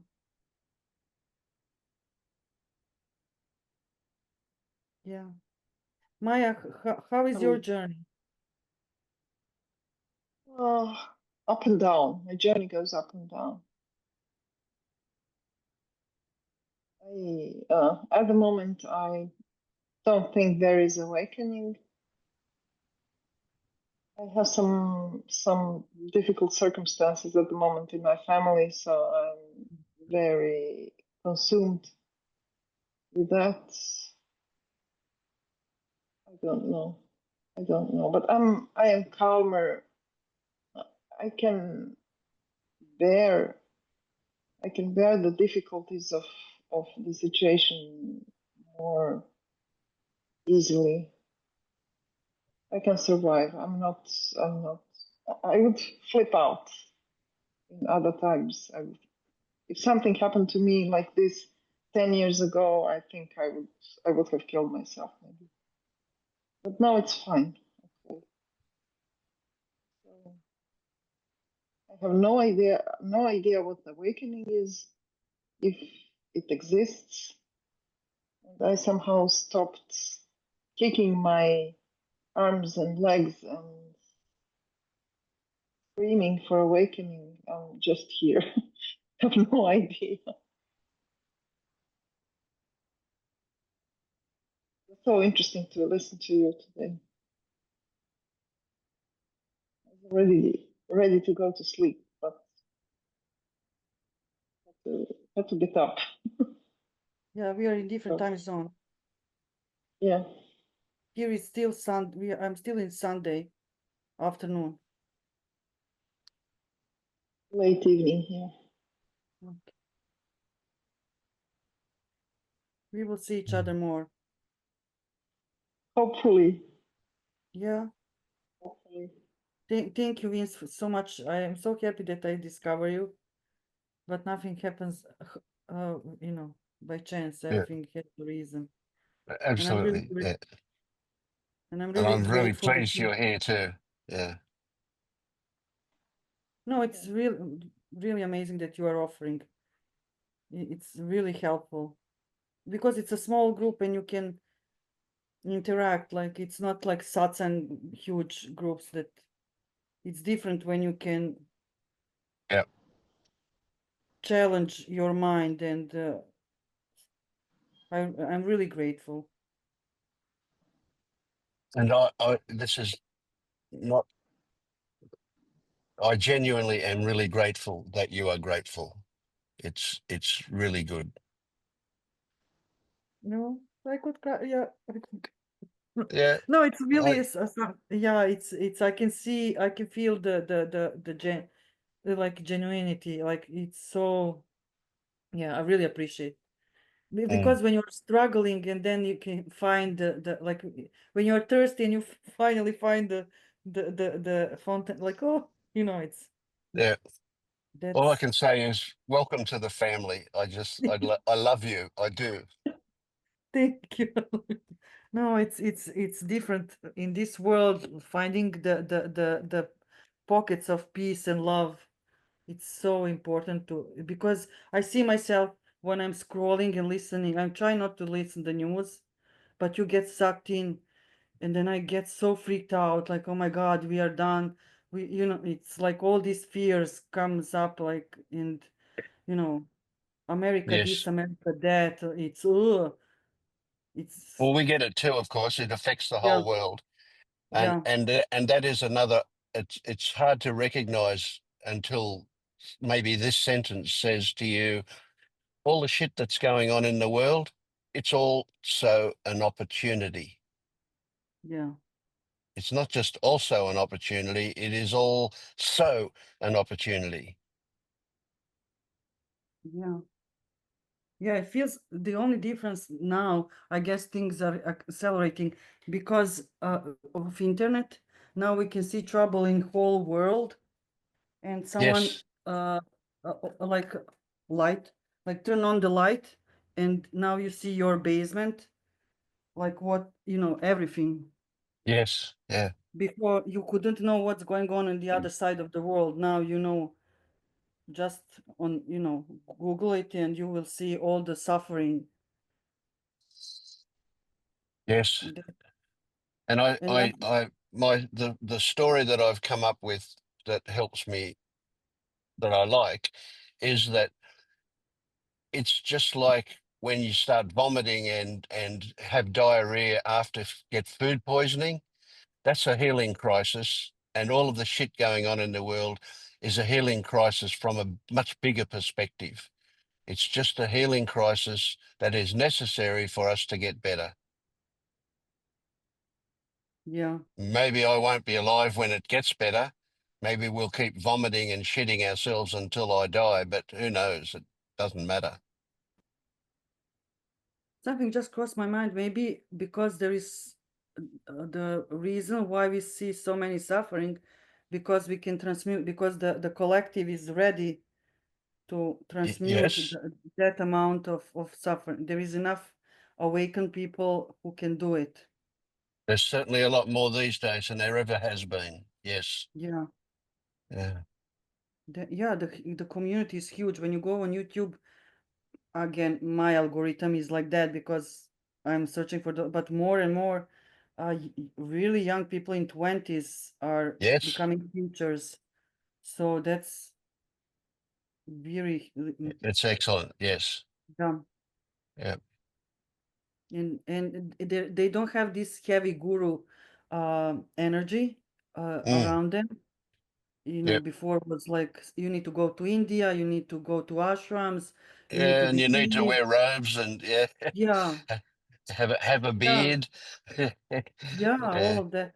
Yeah, I remember when I started following Muji, and by I don't know, maybe I was born like that, but I don't buy into authority that much. Like I'm not a follower, and I was having so much problem with that, like the devotion of like you Mm. need to be devoted to the guru, and I'm like, okay, it's Yeah, yeah, exactly. Yeah. yeah, I can't. Sorry, but and then I try Yeah. going to satsangs, and people are so I couldn't relate. Yeah. It's so different Yeah. than now. I'm And so then happy how that good was it? How good was it that Osho came along and showed us that we don't need to be devoted to the guru anymore? yeah, You remember when Osho's fall from grace happened? yeah. I didn't follow Yeah. Osho. I didn't relate to him, but Yeah, uh, but we woke up about gurus, didn't we? yeah, yeah. Even Muji was saying you don't need me. But generally speak, I don't know. Maybe that was the point in time, like when people were just uh behaving like that. I don't know. Must be reason for that. Yes, yes. I And think it was a generational change when we yeah, changed our attitude towards authority. yeah, yeah, you're so right. Yeah, we are challenging all the systems on every level. So Mm. that's why we are feeling so I guess um, disabled. It's everything is like when I think just in my short lifetime till now how much things changed. Like I was born in analog system, like in rotary. Yes. Yeah. Me too. Yeah. Yeah. Yeah. And now now it's like I don't it's rocket science, so AI. Yes. Yeah. Yeah. Yeah. It's changed a lot, hasn't it? Yeah. And Yeah. yet, and yet, a large portion of the world still lives in that analog society, in spite of the digital Yeah. stuff. Yeah. Yeah. Oh, I cannot go there. Like I'm so scared with this technology, but even uh, okay. People didn't participate that much this time. I'm so like I feel Yeah. I preoccupied. Oh, yeah. That's I good. had my That works well. Sometimes it's yeah, like that, and sometimes there's lots of people. And I yeah, mean, boy, it just wasn't it synchronistic. It worked out just so well for you. I just love it. yeah, Yeah. yeah. Thank you. Oh my God. You see, my mind is all already starting to like, oh my God, you overdid it. You talk too much. Don't do that. No. Yeah, Yeah. it's like immediately shaming. Mm. Mm. So it's just so wonderful that whatever turns up is absolutely Mm. perfect. Oh, Yeah. yeah. Thank you. Thank you. So for Mm. how long we are already for how long on the call? We're on 1 hour and 41 minutes so far And for how long you run this like until people stop talking. okay. Oh, I can talk. You can talk as much as you like. Yeah. No, I'll give you no. all Oh, day if you want it. Yeah. when Vince's batteries run out. Yeah, that's Yeah. true. True. Yeah. Okay. Okay. Oh my God. No, I don't talk that much, but when I find people that I resonate with, oh, Yeah. like There's a backlog there. yeah, That's good. yeah. Like Yeah. sometimes I'm on the phone for 6 hours with someone because I need to express myself. You cannot. But when I see that someone or notice when someone doesn't have receptors for what I'm saying, I don't want to waste my time. Mm. And I Yeah. always I'm imagining I'm sorry that was not born when you can how to say not tele when you can send what you're thinking. How you say that in Yes. English? Telepathic. Yeah. Telepathic, but like not just if you can send whole movie. What when sometimes I'm trying to explain something and I have background stories and why I'm thinking, and you have whole background movie about what you're saying in one sentence, and then you need to explain that, and I don't have. It's like 2 hours. Yeah. So What? here's an interesting one. Yeah. When I was young, when I was a kid, and I thought about telepathy, I always imagined that the thoughts in my mind what we would transfer to each other telepathically. Or you would get my thoughts, right? And you still see in science fiction movies that's what they talk about when they're using telepathy. It's the narration that gets magically transferred to the other person. But in reality, it makes a lot more sense that I give you my experience. I transmit to you what I feel in all its complexity, below and beyond the level of narration. Words and labels are simplistic compared to what I feel. And if I can transmit what I feel to you, wow, that's so much more than just sending a few words over. Yeah, exactly. This is what I think. Like, it's not just sentence or like movie. It's whole like world. You are sending your inner world to someone. This is how I Yes, see. See, like, yes, with all flavors, because for me life is flavored. It's that's like how you feel the life. It's not about what you do, what you say. It's how you feel about what is happening. Mm, mm. What is your experience? Yeah, that's much I get, fuller, isn't it? Yeah. yeah, and I get annoyed because we are so lost in translation. Yes, For even example, words. Your yeah, idea of what a word means and mine are different all the time. yeah, and I'm so annoyed because then again, I guess that's maybe some trauma. Like you need to be feel understood, but maybe it's social, tribal. I don't know. But the thing is, for example, get into the fight with someone, friend, and it's so draining because I see how we are triggering each other, and everyone is talking their points, and you are trying to get across, like to explain yourself, but there is no way, like, because how they see you and how you see them is so not close to reality, because you talk from your trauma and your experience. Mm. You understand what I'm trying to say? There is no point Yeah, in yeah, I get arguing that. it. Yeah, Like, yeah. wow. Like, it's And because it's not actually possible for me mm, to give anybody exactly what I am feeling, because I don't even know what I'm feeling. It's too complex for me to make sense of. But I can but so when I'm in that situation, that social situation, I just give up straight away. I just don't. If people signal back to me that they're not understanding what I'm trying to say, I recognize the impossibility of it and just don't bother trying anymore. It's okay. yeah, they don't they just can. There is no way, they are not open enough, or like No, whatever. no, no, it's not even that. It's just not actually possible. Yeah, yeah, I understand what you're trying, what not trying to say. It's true.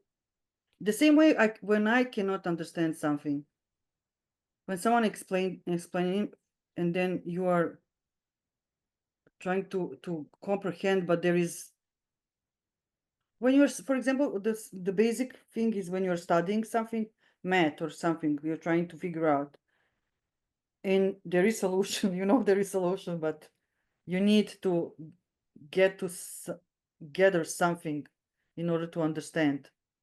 Mm. So I guess it's everything about that, like Um, eureka, when you, this is Yes, what yeah. happened to me today. Like, I clearly saw how I don't trust life. The moment I say I trust life, something is opening. Mhm. Nothing happened. I don't know what it's not. I didn't drink any Yeah, special. It's yeah. just The that sentence. Kool-Aid. Yeah, that sentence worked for me, but maybe tomorrow it's not going to work. I don't know. Who knows? That's right. We don't Yeah. know. Yeah. I'm But sorry. I, what? I just, I just, I really need to check on Maya. How are Sorry. you, Maya? How are you, Maya?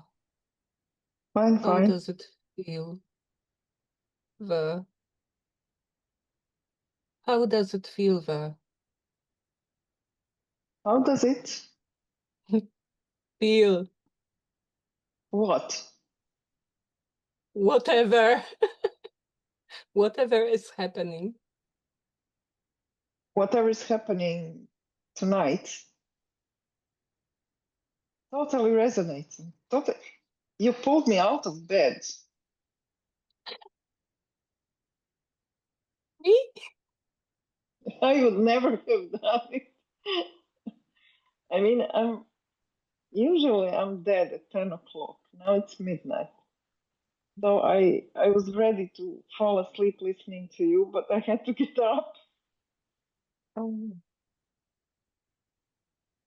Yeah, I was just thinking that you were saying that you have to go to sleep, but you are still here. It's like, it was bugging me, but maybe you have something to express.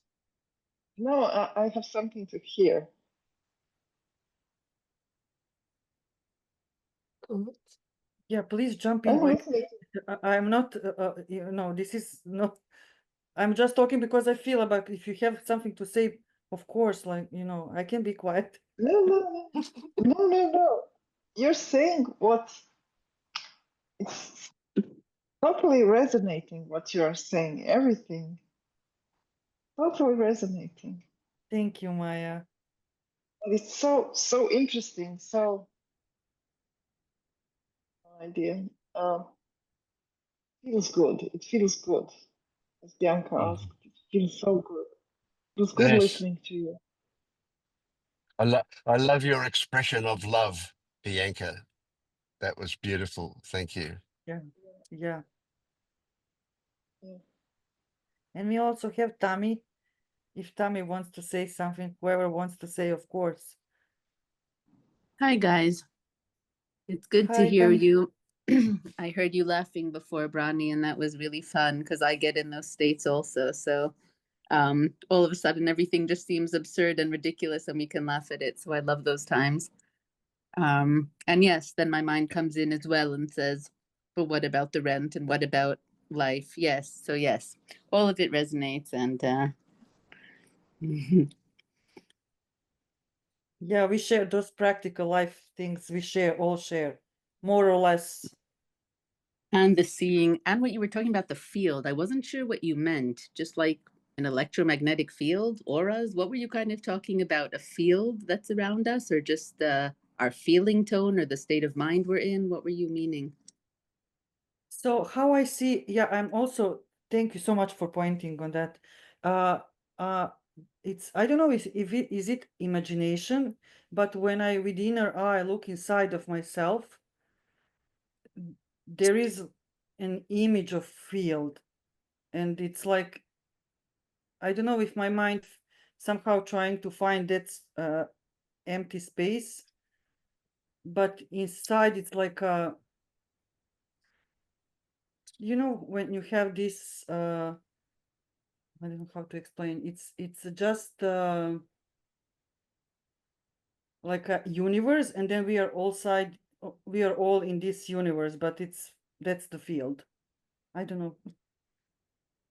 Like your It's part in it, your presence in the field, like your presence in the universe, or I am inside and outside. It's in me, and I am inside, and that is in me. Like I don't know.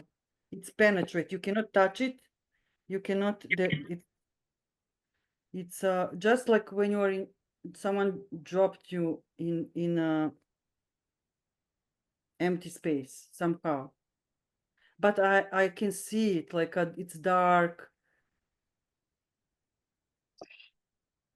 and it's empty. So we're not talking about something absolute here, Tammy. This is important to get. What what Branny was trying to do was convey an experience to you. So we're not talking about a field.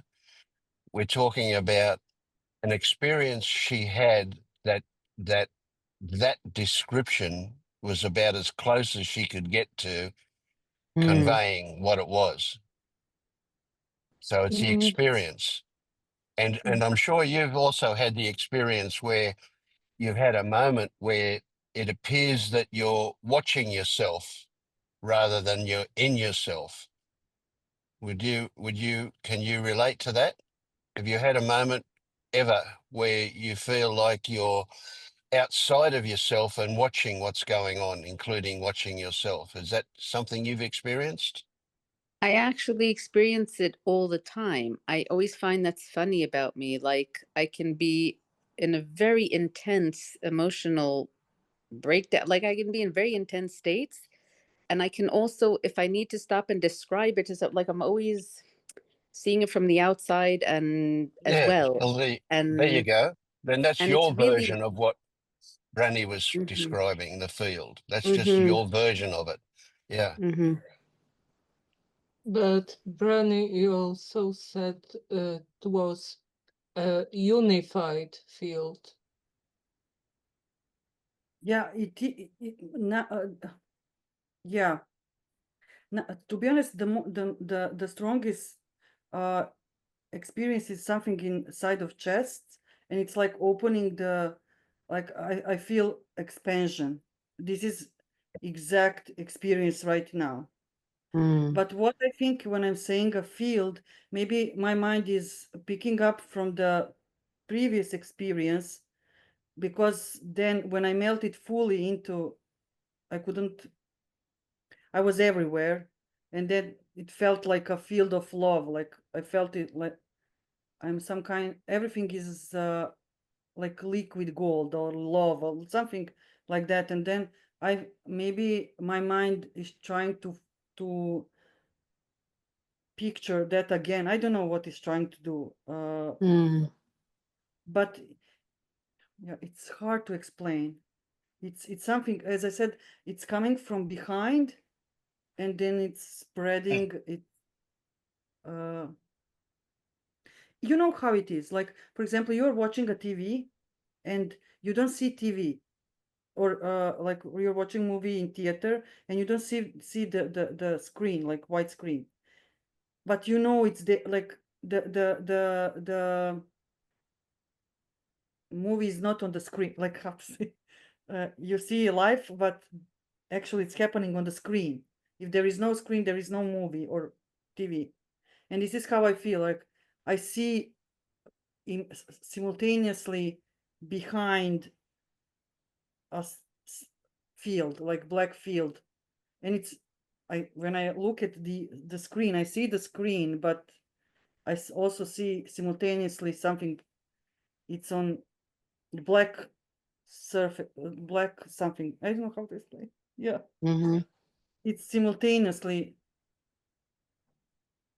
Oh wow, yeah, emptiness and fullness together. Previously, did you get to this experience through meditation or something? Yeah, I did. To be honest, before I mentioned I watched Muji like religiously for 1 year, 3 hours per day, and what I think, uh, because I listened only him, and I picked up the way, the style of awakening that he was offering. So you maybe it's weird to use word manifestation, but I guess when people go to church, they see Jesus Christ when they awaken, like they think Jesus Christ spoke to them.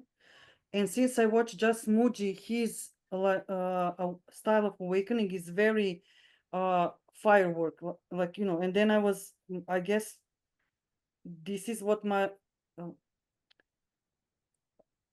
intelligence rendered through my mind, that this is awakening. And then when I start watching other spiritual teachers, for example, Rupert Spire, he told me this is a lie what you experience, because there is so many, like you have quiet awakenings. Sometimes people don't even, they gradually awaken, some just shedding, or for example their heart chakra opened, so they are so full of love, they're still in 3D, but the amount of love is so huge. So I guess it's the trap is don't believe in anyone's story, how they are awakened. Because I did that, like I fully bought an idea, this is the only version of awakening, and I was chasing for years again because that's it. Like if I feel localized, I'm not awakened, because I felt I literally melt into everything was Feel. melted.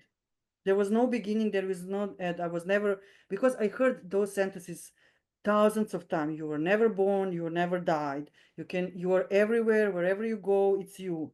And it felt really like that. Like I felt that I'm a wall. I felt I couldn't see myself in the body. There is no mind, there is no thoughts. Literally everything that he repeated so many times. And then like in first the huge light came towards me, and the amount of love that I felt, like someone literally split, someone took me out of my body, and the sentence was like how Vincent says, like it was just one sentence. For me, sentence was, um, where are your thoughts coming from? And I'm smoking and drinking coffee. Can you imagine the more spiritual, atmosphere? And I'm like, okay, like literally, like in my mind, I'm like, okay, I never thought about it. Like, where they actually coming from? That was it. Like, boom, and huge amount. And again, he mentioned that so many times. They said this is the kiss of the God. Like when that light comes, and then literally everything happened. I subconsciously, I guess, whatever, I practice that type of awaken, like something in me uh was taught that this is awakening. Maybe if I listened someone else, if I went to Yeah. church and prayed, maybe Jesus will come, and I will I would telling you the story about Yeah. Jesus, how Jesus came. Let me jump in here, Brenny. Yeah, This is yeah. really a great segue. I watched a video a few days ago, first video I've watched in 15 years all the way through. And Okay. I put the link in the chat, but it's Mm-hmm. brilliant. And it's exactly about what you were talking about. He talks about four threads to awakening, right? And one is the emptiness thread, and one is the fullness thread. And then there's the energetic thread, the Kundalini one. And then there is the psyche thread, all about conditions, right? Which is the one that I tend to put most emphasis on. But then at the end of all of those, he talks about braiding, where they actually all integrate each other. Welcome Sorry. back. It's Zubin. I'm here with a special guest, Sorry, it's me. Professor Pierce Salguero. Welcome to the show. Wait. Hi, Yeah. thanks so much. I just love saying That's all right. Yeah. So I recommend you watch that, because what you said, talk about the love is the fullness thread. And so no thread is right or wrong. All of them are legitimate. And sometimes you'll weave in and out of several threads. And in the end, they will all get braided together. So integration will have them all come together. So I recommend that's a good video to watch. It's boring in the beginning. It gets really interesting at about an hour into it. So, yeah, but it will explain things for exactly what you were talking about in a great way. Yeah, I So, realized, because at the beginning because I didn't know about other spiritual teachers, I was thinking this is the only way. And then I yes. will argue with other people, and I was so confused because, for example, when Rupert Spire told me that's a lie, what you experience, and I was like, Oh, I was, yes. Yeah. yeah, like Well, it's not, that was a lie. yeah. And then He's I just felt, talking about one thing, and he's locked yeah, into that one thing. and I felt so ashamed, like, oh my God, like I'm tricking people, like I was so confused.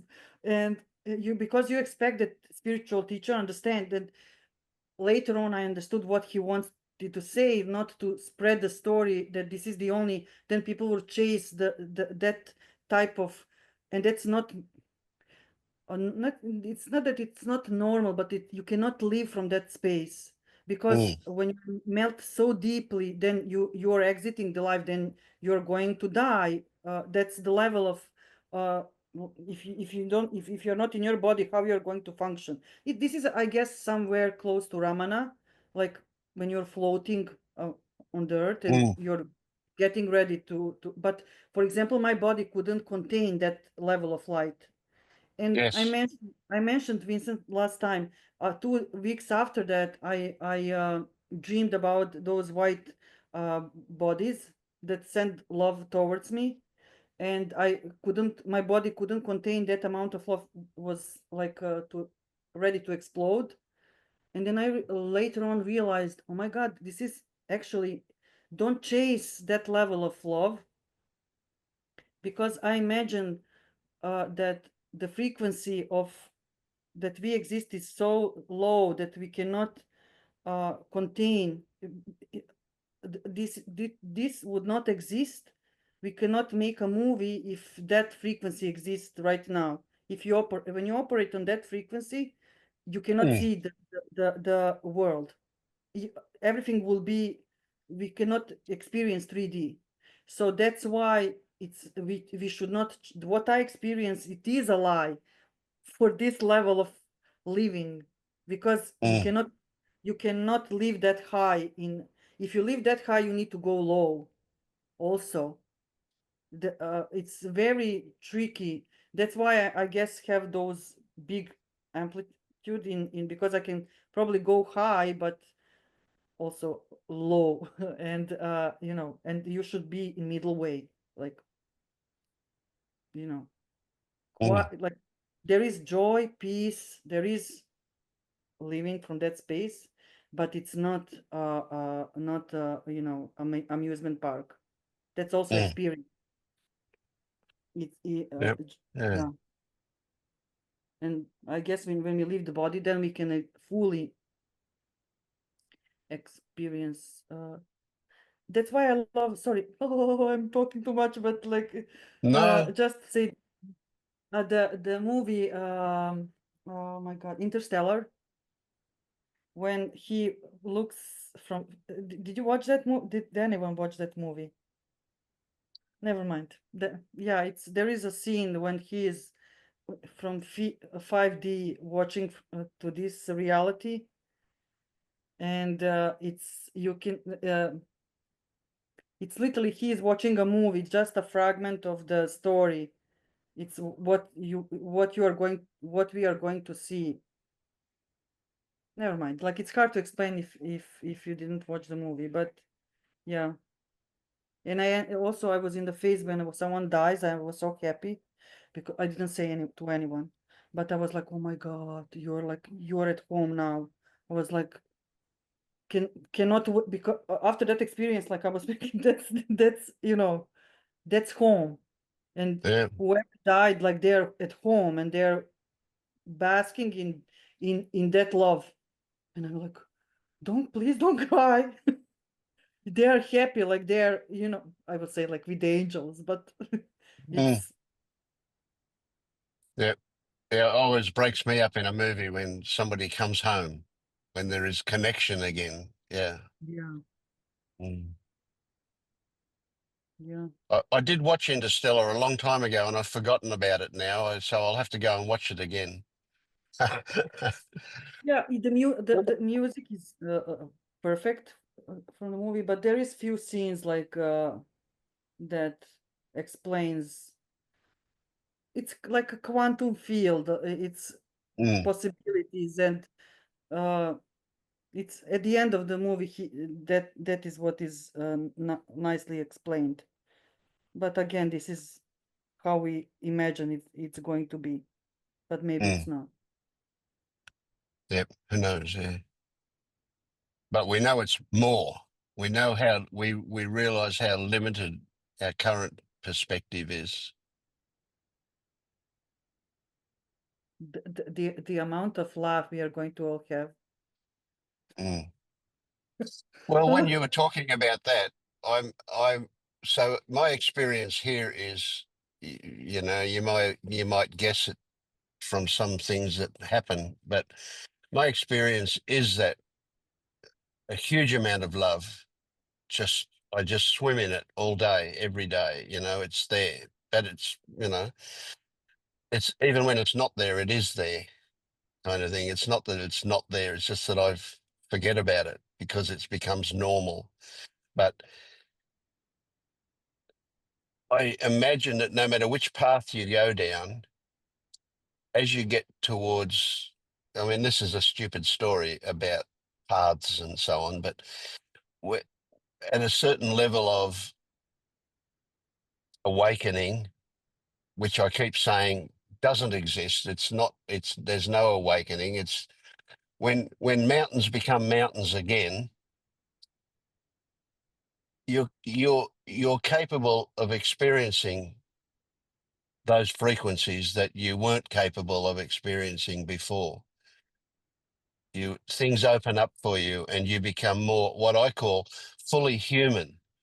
You're much more able to experience a full range of experiences that you were so limited to before because of your conditioning.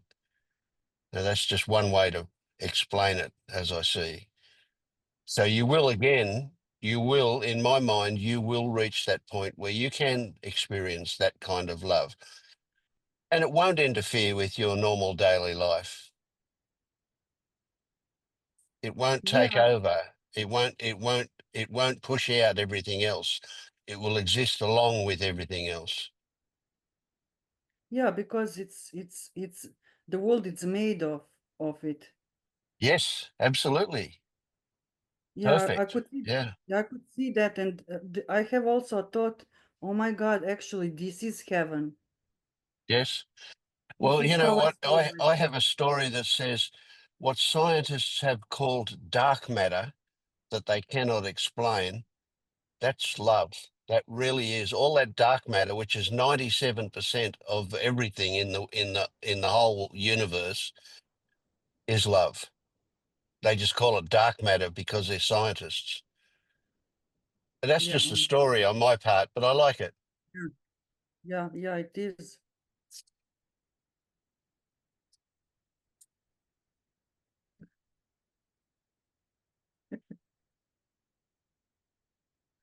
Oh, it's so nice to, oh my God, to feel love is so magical. It is.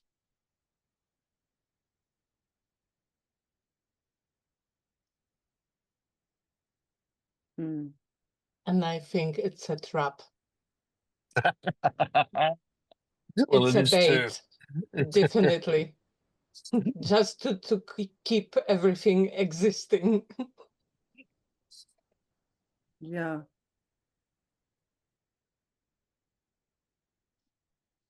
it's a dream. Like when you go to sleep and you have a dream, it's the same. Mm. It's literally the same, because I think we are here just you can feel this. How I saw us when I was in that state, it's like we are liquid love. There is no separation at all. And in order, so we that liquid love enters, dreams the world as the same way we dream a dream. Mm. This is how Well, what I I don't saw. see any difference. You only know you've been in a dream when you wake up. Yeah. But I had an experience when I was a kid where I my mother used to wake me up to go to school, and she woke me up one morning, and it's always an effort for me to get out of bed in the morning because I didn't go to sleep until 2 a.m. because I was reading as a kid. And I dragged myself out of bed and I got dressed ready for school, and I was just walking out of the bedroom door when I woke up. And it was my reaction was, oh God, now I've got to go through all that again. And so I was dreaming that I woke up and got out of bed, and then I actually woke up and got out of bed. And so I say, you only know you were dreaming when you wake up. Now, now, now, back in 2011, I woke up and recognized that I'd been living in a dream. Now, how do I know I haven't just moved to another dream? Because I think I have. I think this is the dream. And of course, you know what? In dreams, anything is possible. Yeah. Oh my God, it happened 2011. For me also happened I think that's a special year. I hear a lot of people wake up that year. 2011, 2012. Mm. Mm. Maya, how are you doing? You're not sleeping? It's a No, lullaby no, for but you. You lost me. You lost me at some point. I just What do you mean? figured out I'm so skeptical. I'm so skeptical. Ever if I ever had an experience like this, I wouldn't believe myself. You would. Oh, that's I lovely. wouldn't. That's great. So, Oh so my it God. can never happen for me because I wouldn't believe it anyway. So why am I Oh. sitting here? I could just as well be asleep now. But listen, you were saying something that was really interesting. You said you wouldn't believe yourself. No. But does that include not believing that you don't believe? Wait, not believing that I don't believe. If you don't No, believe I, yourself, you're I saying would you do believe my. believe that you didn't believe. You That's lost too much me. It's mental too gymnastics. late. It's already tomorrow. Remember that one tomorrow. It does make sense. If you don't believe that you believe, you must also include that you don't believe that you believe you do believe. It's not really recursive. It's just you just can't have it both ways. If you don't believe, you don't Yes. believe anything, right? But you're saying I don't believe, but I do believe that I don't believe. Um, Yeah. yeah, it's same. I think there is also similar, like, I don't trust anything, and then, but you trust that you don't trust. Yes, yes, Yeah. yeah. I think I see it differently. Like when people have an experience, I was once speaking to someone and he's like, yes, someone had this kind of experience and she saw this and that. And so she thinks that this and that exists. I can't remember what it is. I don't remember if it was angels or some enlightenment experience. It doesn't matter what. And I'm like, to me, if someone saw like someone from the other life or from death coming to say something, there's nothing to believe or not. That was your experience in the moment. Whether you believe it was actually someone from the other life or just a dream, that doesn't so much matter. The experience is the same experience. It's what you say it signifies. And if it happened in so-called reality or not, that I don't know how we can say, how anyone could say, yes, I now believe that this exists because I saw it. But Yeah, I perfect. don't know. Yes. It has no Exactly. meaning to Yes. me, those things. It's like all I know is that I saw it, but I don't know what kind of reality it entails. And yet Yes. I am stuck. If I can ask you, Vince, um, I've been kind of stuck in my.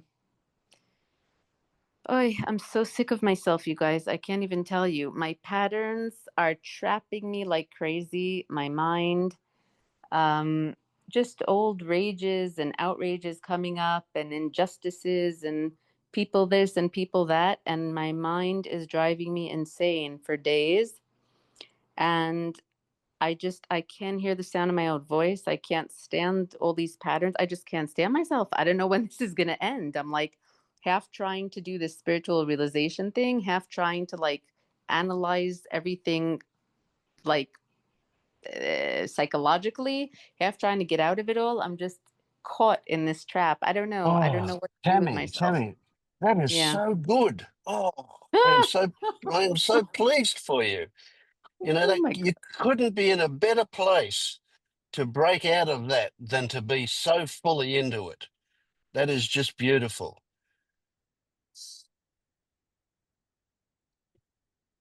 How do I do it? Because I thought I was going to have a psychotic break. I mean, I was Yeah, just yeah, so enraged. I can talk myself up into like I'm going to be frothing at the mouth and mixing up my words. I mean, I am just so fed up with yes. everything, and I I get that. think I there's get no that. way out. Yeah, Like, that's right. There is no way out. There is no way out.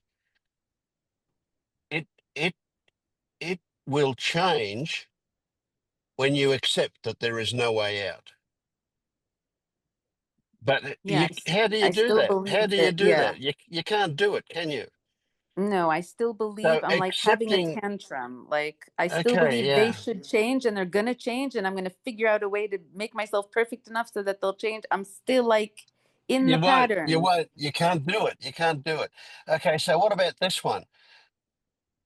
Absolute resignation is a doorway into acceptance. So when you resign yourself to full victimhood, that this is happening and there is no way out of it, you resign yourself, and guess what happens?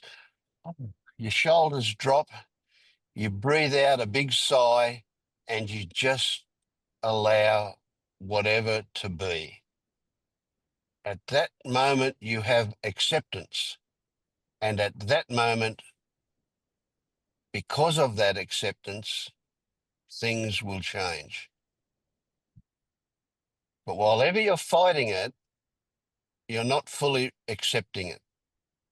Yeah, I'm still in the fighting and I can't stop my freaking mind. It just keeps attacking again. Anything that comes up, I have a little bit of calm in the system, and then my sister will write me, my aunt will write me, and oh my God, I'm off again about everything they've done all the Everything years triggers and you. da, da, da, da. Yes. Oh my God. I'm like, yeah, and I'm still having a tantrum of like, no, I want either me to be this perfect person who accepts everything and doesn't get upset, or them to actually acknowledge how awful they are, like, or something to happen. I'm still like, I am just not anywhere close to accept it. I'm You just, know, but I how go about between this one? rage and You know, despair.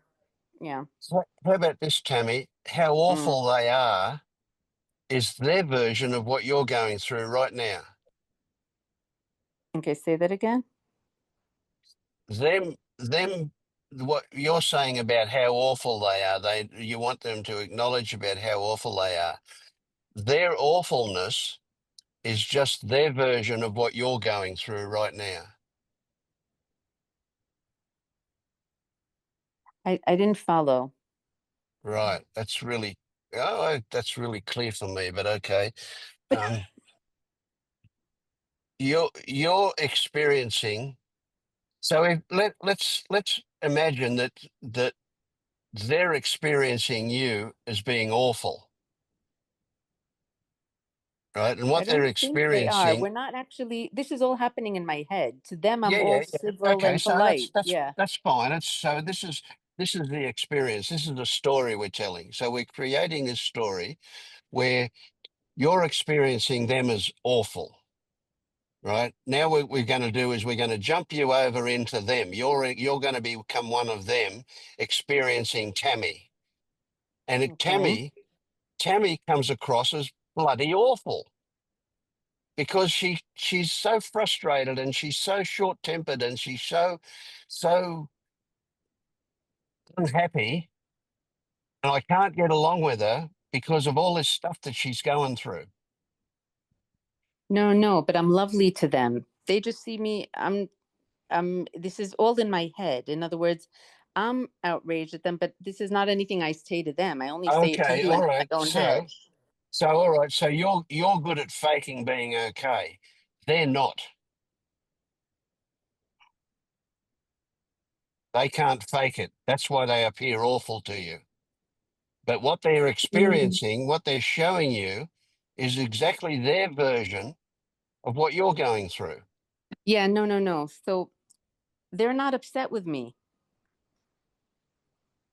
They're not upset with me. But you're upset with them, Yes.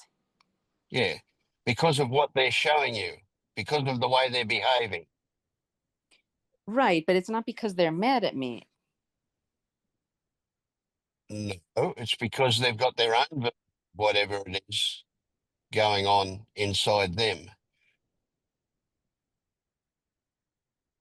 They're so busy with whatever's going on inside them Mm-hmm. that they can't show you any understanding or any compassion or any gentleness. They can't show that to you because they can't access it because they're so busy with their own trauma.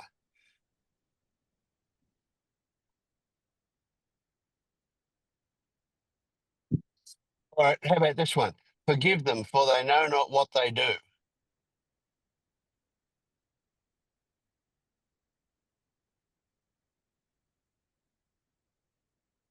Yeah, it's hard. It's hard because I see it a little differently, but Yes, yeah. Well, what you don't see is that they are you, right? And their awfulness is your projection. It's not actually them. It's your interpretation of them. And your interpretation is flavored by your own experience. And that flavor that your own experience is putting on your interpretation is all you. So their awfulness is you. It's your awfulness, not their awfulness. Does that change anything for you? Wait, so you mean Tammy is experiencing her own awfulness, Yes. reflecting from other people? Say the last bit Because again. reflecting from other people. Reflecting, yes, reflecting from other people. Yeah. Okay. She sees herself. She I sees And think that's one of herself. the reasons why it's so bad. this is what it Because What you're saying is that I'm projecting what I think their behavior means, Yes. yeah. and that is my own interpretation of what their behavior means, and that's why it's Yes. driving me crazy.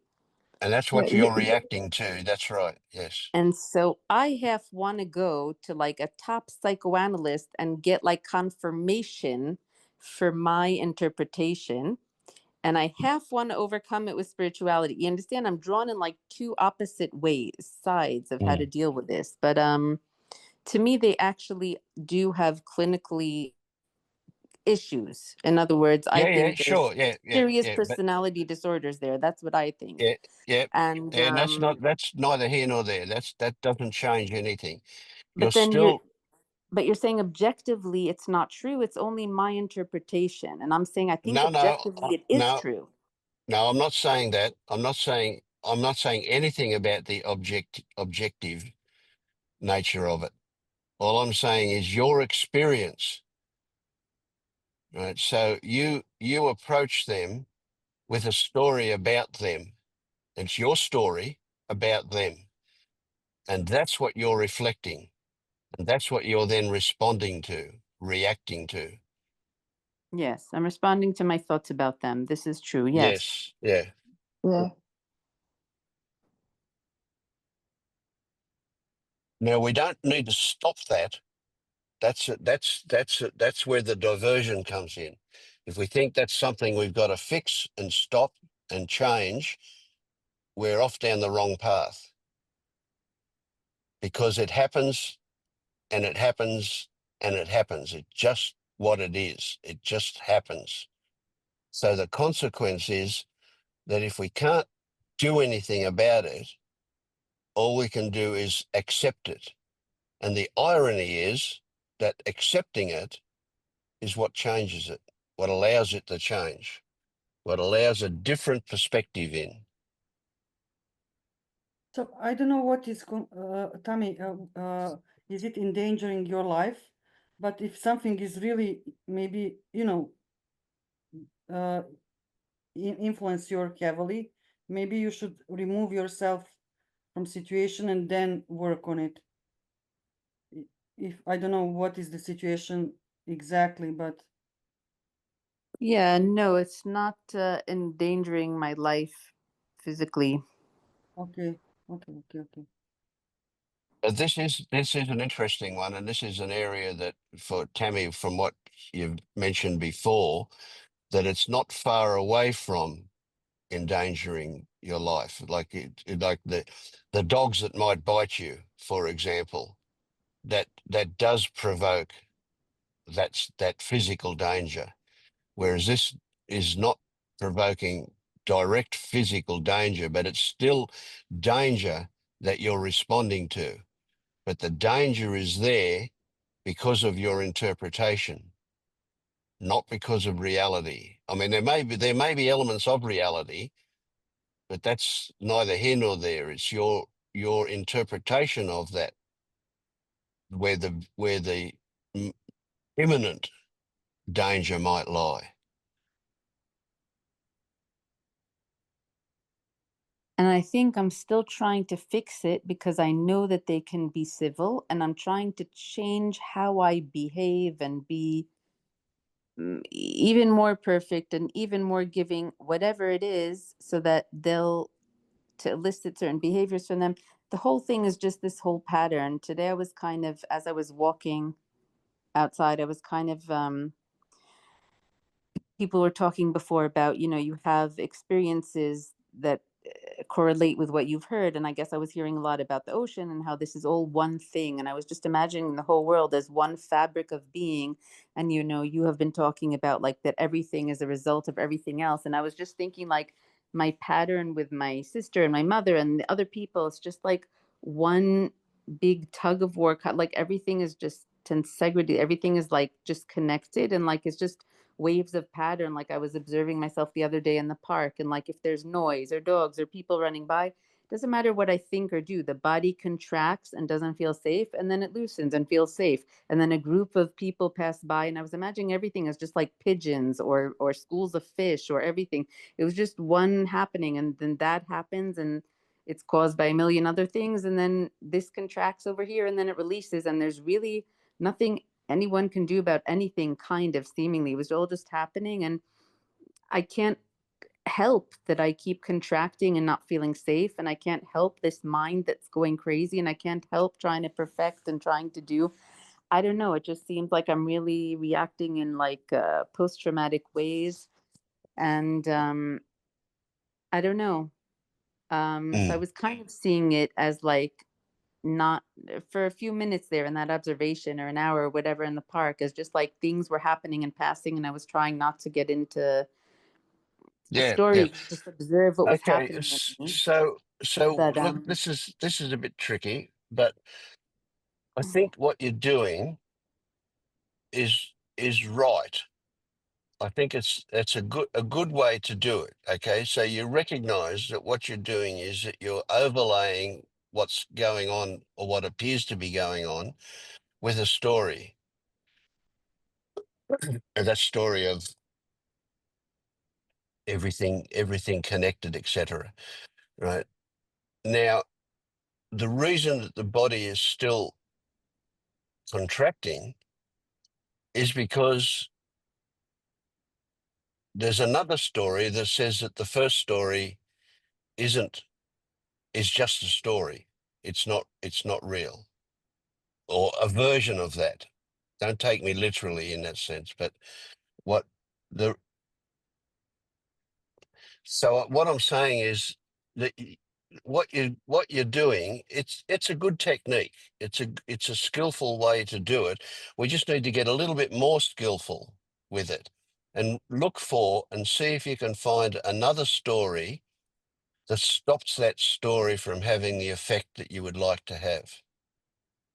Do you okay, wait, follow I'm that lost one? about, no, I'm lost about which story. You're talking about the hour in the park where I was seeing everything is just kind of Yeah. happening, and that I can't help the contraction and relaxation and fear and Yes, not fear. exactly. Yeah. So what I'm saying is, use that as an example. That's a good example. So in the park, you're seeing people walk by, and you're seeing them as a flock of pigeons, right? As a way of doing that. Yet the body's still contracting. Well, the body's contracting because it's not reacting to the flock of pigeons story. It's reacting to another story that is being hidden by the flock of pigeons story. And the other story is that something could happen, that you're in danger. And what I'm Yes. saying is that story is so subtle that you're missing it. So, Yeah. so if we refine this technique a little bit, what you'll do is you'll simply look for the other story that says, I'm still in danger. And the moment you expose that story, you'll see the ridiculousness of it. You'll see that they don't have any intention of hurting you. They're just going to keep on walking by. They're just So like the pigeons who are focused on finding something to eat. They don't care about you. yeah, so I guess it's not that I actually saw the people as if they're pigeons. I'm just saying that I just saw it as all as one natural happening. And, the people were Yes. just like Yeah. any other part of nature, is what I meant, kind of thing. Yes, yes, And that's right. Perfect. Yeah. But you're and not fully immersed in that story, because the body's contracting and it's telling you that there's another story going on. And I'm saying, look for that other story. I see that story all the time. That's the whole reason why I'm here. There's a fear and a terror and a contraction, and I don't know what to do about it. But And have you tried sit with that, like observe or give, like just allow to exist?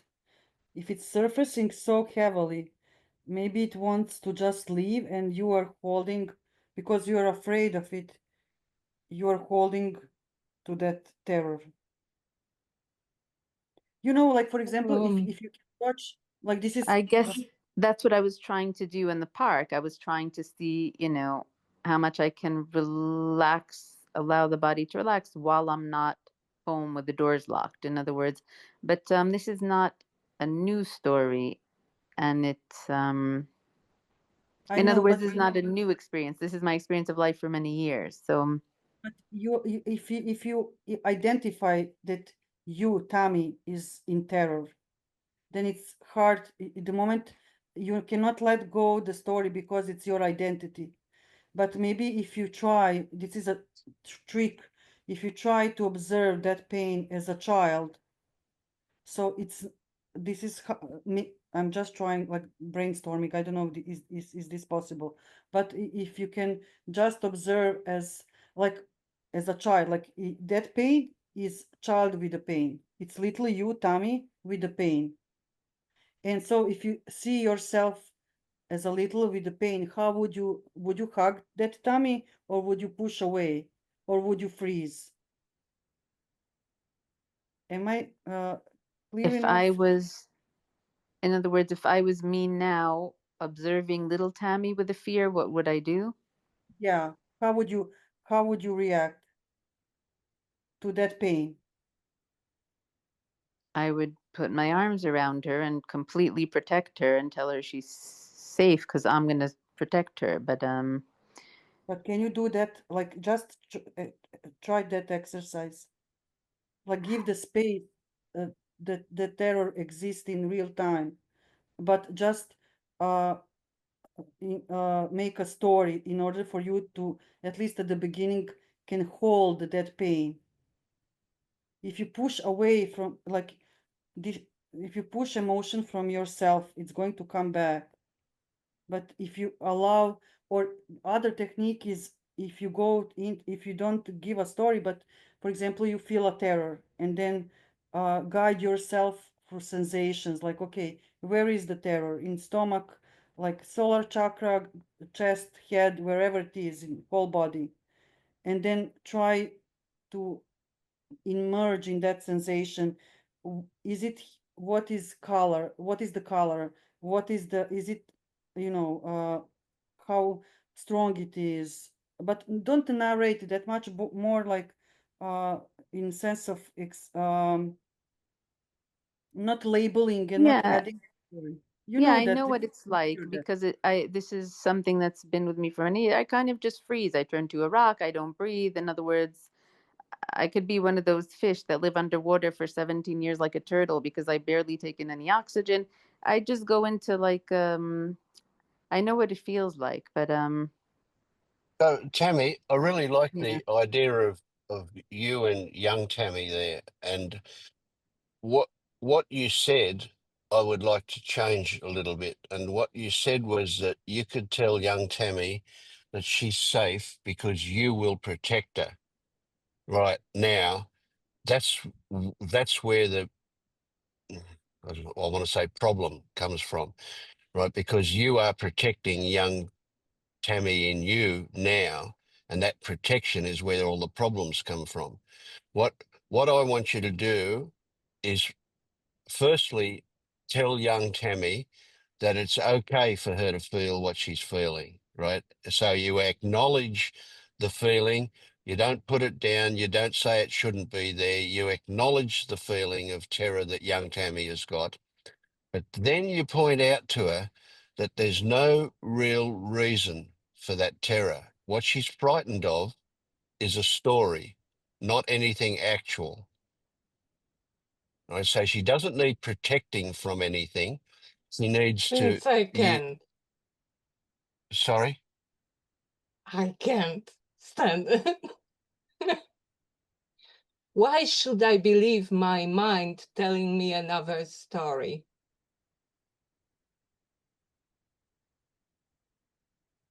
Because it's a better story. That is what my kid is saying. I was just talking today with my friend about the experience we both had at some point, that trees were somehow felt terrifying. A tree could be a threat. And you're saying, if you look into that story, you will see it is ridiculous. How do I know it is ridiculous? But you feel it. Because my mind is telling me that it But is ridiculous. Why should I trust my mind? What about your experience? How many times in your life have you been hurt by a tree? That is kept in my mind.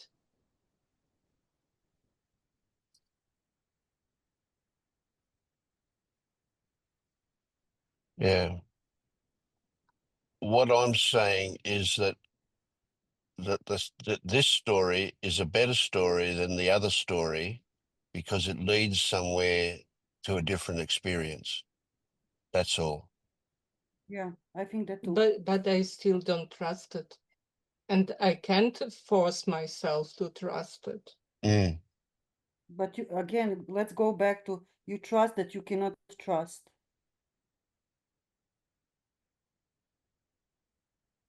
It is just happening.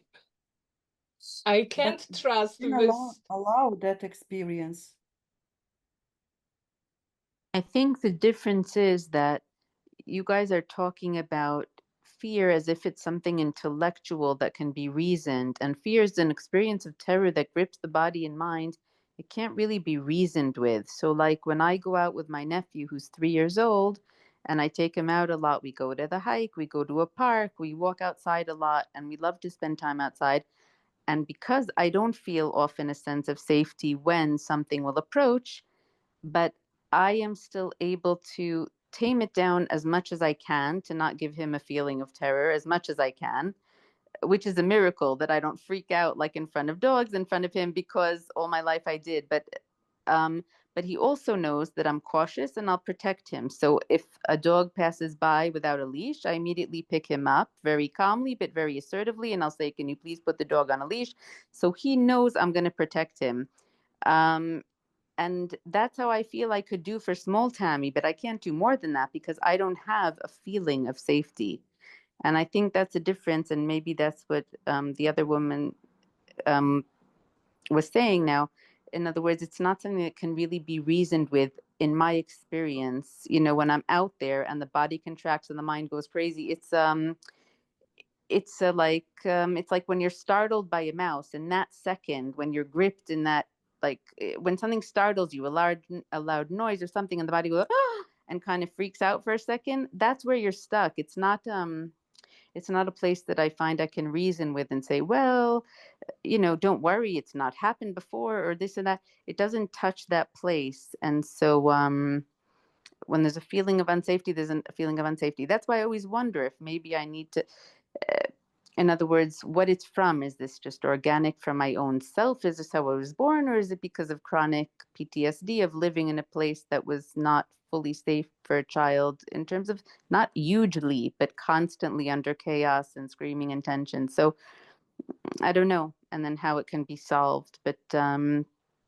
not sure if it could be solved through spirituality or if I need to first come to a certain calm to be able to have more spiritual realizations, although I've been having spiritual experiences and realizations all my life since I'm probably 8 years old, if not younger. So it doesn't preclude it, but to integrate and live and go deeper into spiritual realizations is why I'm here, I guess. But also yeah, that's the thing that you were saying at the beginning, Vince, of seeing things from the outside. I see all this from the outside and I'm watching it happen, and yet it's still happening. And people say to me, you have so much insight. You see things so clearly. You analyze yourself and others. You see what's happening. You can name it. and yet it still happens. I'm like, I know, that's the crazy part. And I kind of liken it to like having a broken foot.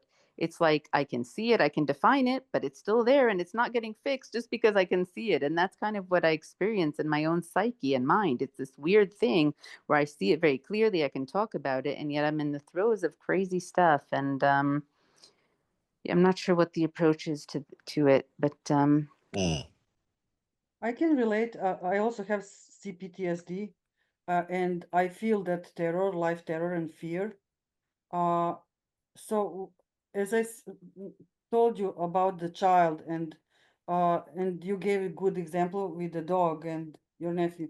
So, it's that part is not intellectual. That part is just being little Tommy or whoever you want to put is more like you can hold the terror. In real time, so you don't run away from it. This is what I'm doing right now. So, for example, when some very heavy emotion comes in my body, and then my reaction to trauma is freeze. So I literally freeze. I cannot do it. Like I don't want to, like I'm fully shut down. So what I try to do is acknowledge that, like, yeah, I am in fear. So, and then uh, either way, imagine that this is little me.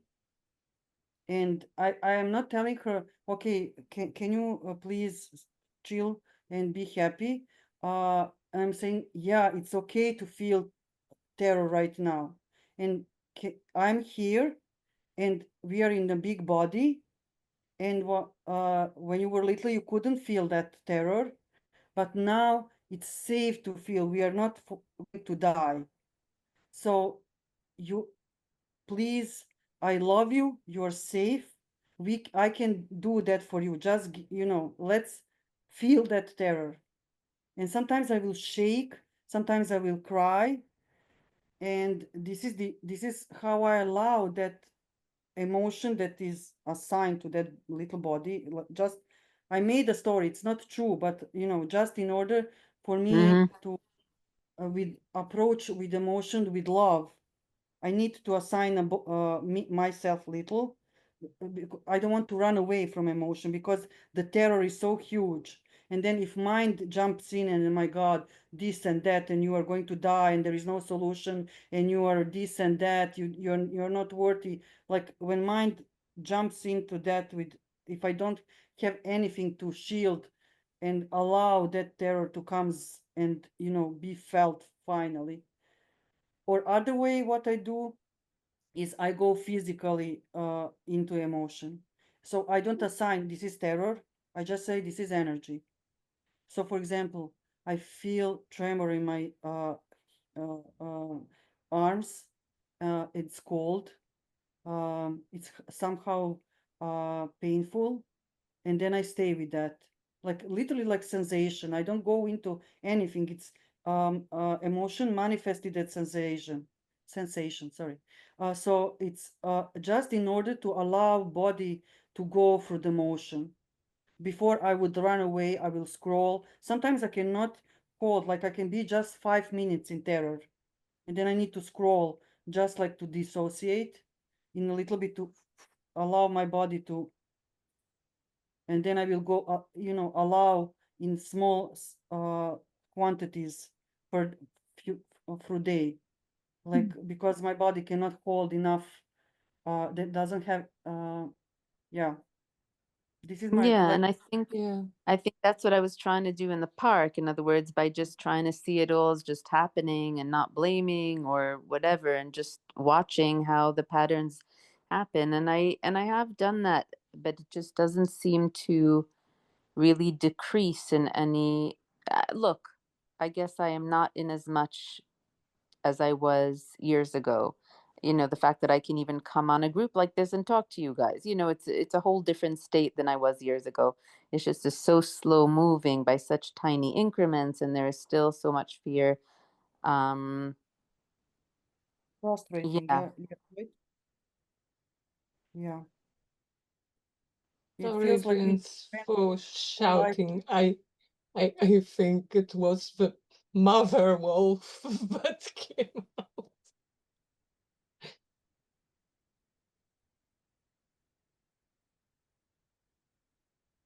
but it was for me like you were telling us to to reason with a crying infant. Yeah. And to tell it a story that it will be better. What does it mean to an infant? Nothing. You're not saying to infant anything. You're just the infant is a holder of emotion, and in order not to attack emotion or run away. So for example, if you see a crying baby, or like you so kids need grown-ups in order to emotionally regulate.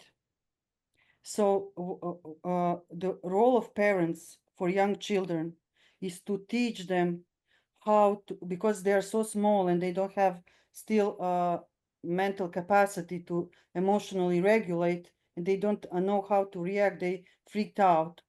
So parents holding them are taking from them and giving them a space to feel for them. This is how you are actually parenting. That's the way how you are making emotionally mature grown-ups. Like you're teaching them how to emotionally regulate, not freak out. And if you didn't have that in your growing up, you don't know how to suit yourself. So, and then you collect through lifetime, from decades and decades. If no one taught you, you collect emotions that you cannot process, and those, it's like you are then in cycle. So you are entering the situation, you don't know how to resolve the situations because you are in some kind of emotional trap. You don't know how, like you are faced with terror, and you don't know what to do with that. So you have, for example, and you live prolonged in that emotion, and your body, that's why we get sick. For example, that's so basic, like everyone knows that when animals are like, for example, lion and some other chasing some antelope, and if antelope survive, they will shake fear from themselves. This, and we don't do that. You just shut down. And then one point in time, usually, like, it's 30s, 40s, and 50s, people start having the symptoms, and you don't know what to do because the charge of emotion is so huge, and it's like huge mountain. And then you think, oh my God, what I'm going to do. So you cannot do, maybe if by miracle you can do in one sitting, but if you collected decades of trauma and heavy emotions, how you are going to release that in one sitting? You can't. So you need to love that, in order for emotion to live, to move. It's emotion, emotion. In order to move through body, it needs to be allowed to move. And if you're scared of that emotion, how it's going to move? It can't. I It's going wonder to. what I wonder, Brandy, how that applies to the rage, because I've been getting so enraged and letting it be there has just escalated like crazy. So I don't know. But Yeah, yeah, because the anger is the most shameful emotion. No one ever allowed us to be angry when we were kids. So, and if you did, you were shamed for it. And especially for women, because it's not natural. For guys, it's almost, they can be angry. But you need to just sit with it. Like, with the moment, if you're I don't know, for me, if I am fighting with someone and I'm angry at them, like, not controlled anger, I feel shame afterwards, because this is what I taught me when I was kid. So, and then I swallow, like, that's why also women have problem with thyroid, because they are swallowing the words. You're like, be quiet. yeah, I don't show them the rage at all. I just go home and Yeah. go crazy. Yeah. But how you go crazy? What is your, like, how you My express? mind keeps on repeating, are you kidding me? I just watched your child for 8 hours and the only thing you say is, hey, his hands are dirty from the apple you bought him. Like I just review and review in my mind. The mind keeps repeating all the things that they've done and how much Okay. I've helped and how they're just disgusting. And it just builds up and builds up. And then I start, oh my God, oh my God. And I just go like, that's what happens. The words just repeat and then something else, and then someone else will write to me, and then I'll trigger about that and how I'm doing life all wrong, and why doesn't anyone else see their behaviors, and is it just me, and how should I solve this, and what's the right place, and is this chemical, is it physical, psychological? Just like this, the mind just goes on and on and on, and the body escalates to the point that it's like insanity, and literally yes, just not well. Okay, that's legit. That's okay to feel that way, of course. You need to, mind wants to protect you. But when you are in rage like that, where do you feel that rage? In what part of the body? If let's try that. Like, where is it? It's more that it comes with the words and the stories. In other words, the words trigger, Okay. and then I'm in my head, and then I'm pacing and I'm walking, and the whole thing is just worked up. What are you talking about? Da, da, da, I can't believe it. Oh my God, that's disgusting. Like this. It's really So a it's in word head. build up. So it's in head, when, like, energetically. When you're so get Mm, angry. head Where and is maybe chest, and the okay? whole thing is worked up and alive. Yeah. Slow down. Okay, slow. Can you please just okay? You are angry and talking and where is Yeah. it? Go into the body. See the energy. Where is it? I'm lost in my head at the time, so I'm more focused on the thoughts, the words, the words. But Okay, well you are in that. So it's in head. Can you I see that think a lot energy? in the head, and I right now have inflammation in my eyes. Like literally, I've been at the doctor, so it could be that it really is in the head. But But can you in that moment can you observe yourself? Can you uh see how to say uh can you see that this is while you this happening, can you see how this is voice that is speaking in your head? Like separate yourself, you're at home, the what happened doesn't exist, but there is a story, and then mind is going circles. Can you see that? I'm not sure. So for example, there is like, okay, they told me this and I did that, and and it's narration in your voice, Yes, right? Can you see that is like something that is happening like without your control? it seems like I should be able to control it. In other words, it seems like I keep going into it, and people are like, "Well, stop doing that. What's wrong with you?" And I'm like, "I can't," but it just But can you keeps coming up observe? again in waves. Can you observe like that something is narrating in your head that? Can you a little bit make a gap and see? That it's not me that's narrating.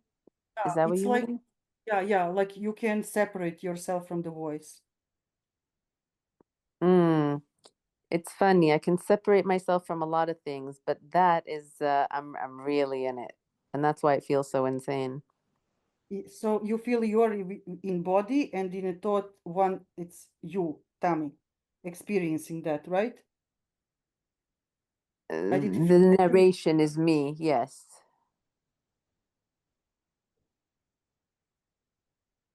And okay, if for how long can you, when it's slowing down, can you at least at that, when it's you're done with anger, can you then at least observe that and go back and see? It's kind of like I'm not really I'm present with most things, but when I go into the thoughts of the outrage, it's like I'm very, very in it. But yeah, I can a little bit. I'm not very separated from it, but a little bit. I guess there's still like a 10%. Yeah. Okay, if that doesn't work, if it's too intense still, what is afterwards?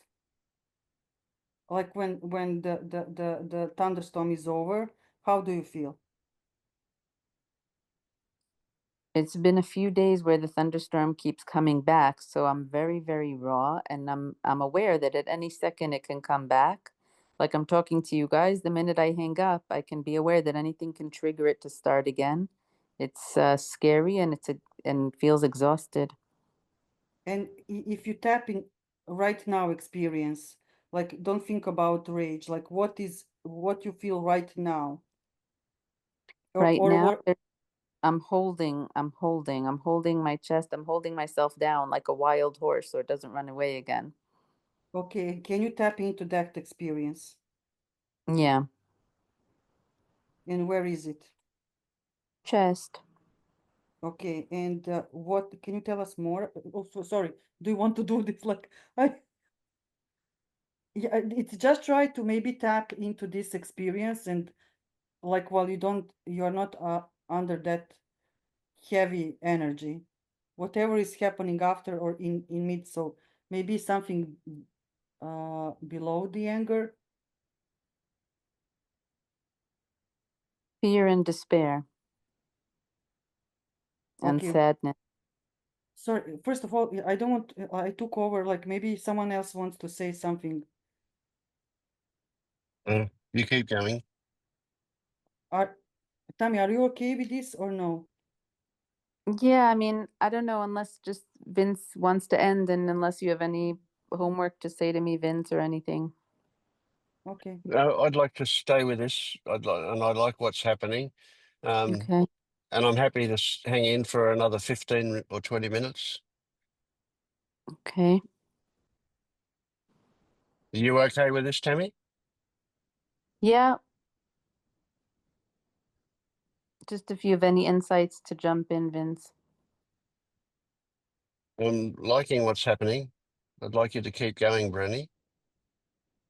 I don't want to. Sorry, like I don't want to be pushy. And I it's if you are. No. Maybe it's too sensitive for you to share those things, and I apologize if I overstepped. Uh, No, good. I feel stupid for shouting at Vince and letting my anger take over. Don't feel stupid. Yeah, don't feel stupid. That's okay. Or you're allowed You're to feel like, stupid. You can feel stupid if you want to. It's okay Yes. to feel stupid. Yeah, Yes, I yeah. will. I'll be there.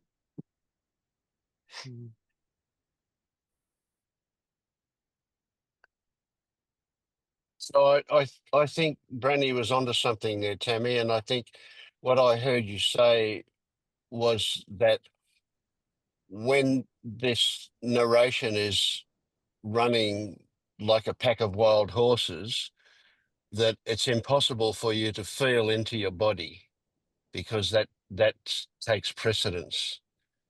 And I think that's a really key point. And I think Brandy was going to, I imagined that she was going to help you find the sensations involved with that.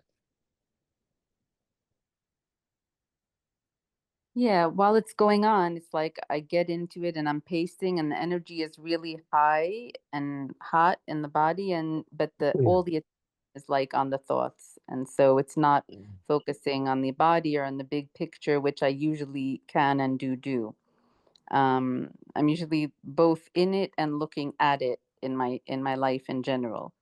But in those moments, wow, the mind takes over and takes most of the attention and is so self-righteous and so injustice and so whatever. But if you were asking what's going on underneath that, it's huge despair and sadness and fear, I think, stuff like that. Mm. One thing you said earlier that was I thought was a possible entryway into was that those thoughts when they're raging like that felt hot. I think I get worked up. So it was, look, it was 35 degrees out and I was walking, and so the whole thing was very hot, but and I have Yeah. inflammation. So yeah. So the whole thing was hot. So both your body was hot, and in particular the eye inflammation was hot. Is that right? The eye inflammation is just burning, the body is inflamed, so it's hot, and the weather is really hot, and I'm walking and I'm pacing and I'm thinking, so there just high energy and movement and Yes. Yeah, yeah, yeah, yeah. So you're almost like a fire that's going to burn up. yep. I sometimes feel like Rumpelstiltskin. I'm just gonna implode with like the outrage that has no outlet. I can't Yes. eat it Yes. inside, explode outside because they pretend nothing happened and that they're all Yep. fine. They're Yep. fighting, So and I'm just like, where to put what it? I'm hearing you say is perfect. What I'm hearing you say is you felt like you're going to implode, right? You felt like imploding. You Y- felt it, right? So you did feel it, but you're still concentrating on the thoughts that cause that feeling of implosion. So what I'm saying is you were feeling it, you just weren't aware that you were feeling it because your attention was on the narration that was going around. Yeah, I guess I was aware of the energy rising. Yeah. Yes, energy and heat and feeling all of that and feeling so intense that it feels like something's going to rupture. You're like a volcano that's pushing the lid off and about to, it feels like it wants to erupt into the sky and shower the whole place with hot lava. Mm. Is that a bit over the top? Um, no, it's understated, but no, it's just internal combustion. In other words, it's like because I can't express it externally, there's nothing that can handle it, and I Right. can't So, yeah. just So this lobster. volcano is not going to push the top off and explode into the sky. This volcano is going to self-destruct. Yeah, like my mind Mm. will just break down or explode, or my body, like something's gonna, it's just Yes. scary. Yeah. Right. Now you said your mind is going to do it, but then the word body came out. So what I'm trying to point to is that there is a physical nature to this process that goes on that you keep jumping up and avoiding by concentrating on the thoughts, on the words, on the narration that's going on. How does Because the that body feel? gets worked up when the mind does. It's like it's not separate. Like when the body's Yes? calm and once the thoughts start, then it gets worked up, the body. In other words, Mm. it's not worked up until the mind starts. Like, Right. So you're saying that the mind causes the body to get worked up.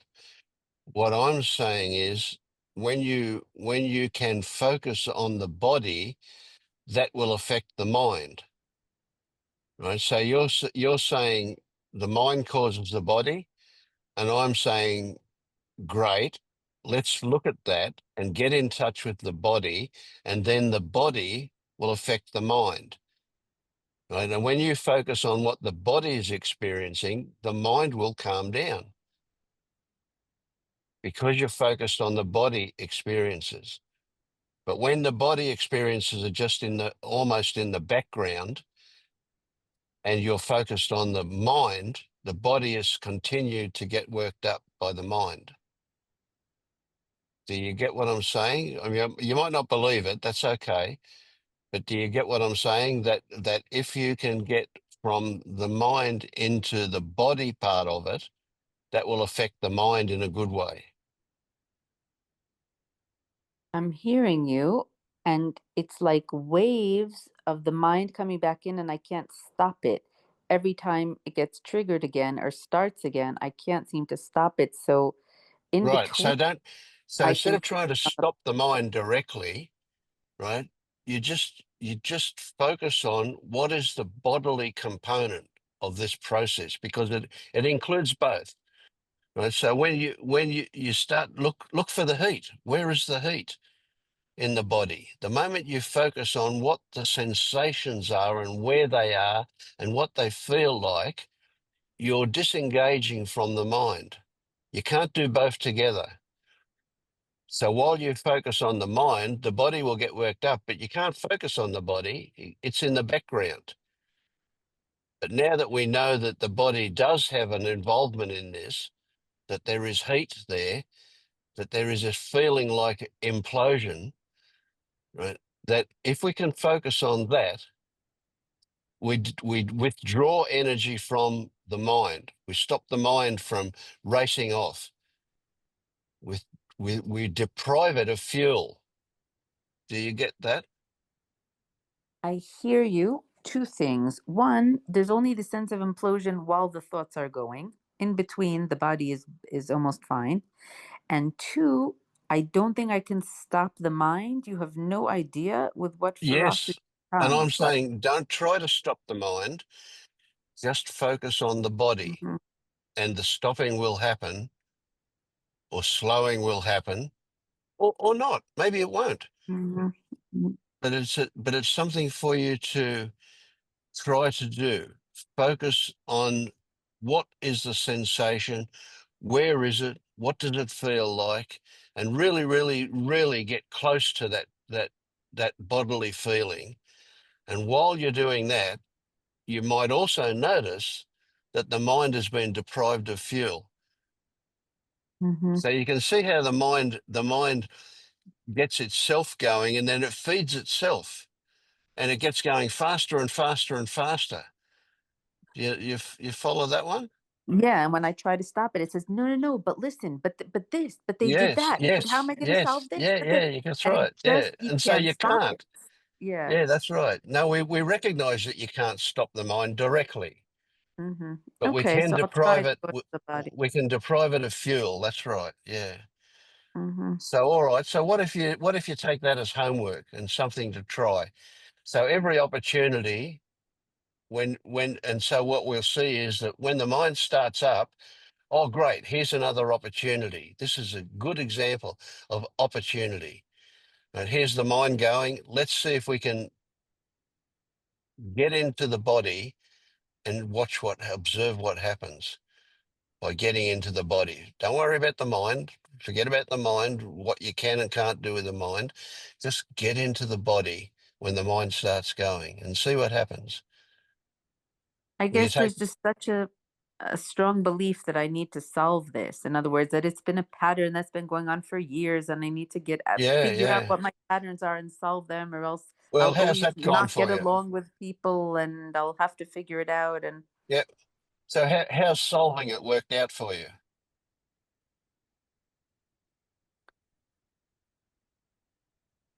It's a rhetorical question, it really.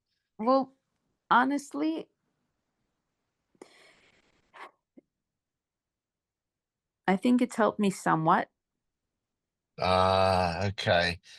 Yeah, there's a bit of a problem there, isn't there? Because that keeps you going in that direction. Right. But it's only ever got to somewhat, eh? And now I'm thinking, yeah, I just have to find someone who maybe can help me with the analysis, and someone who could help me like um yeah, there's still a belief that I need to figure it out. And Mm.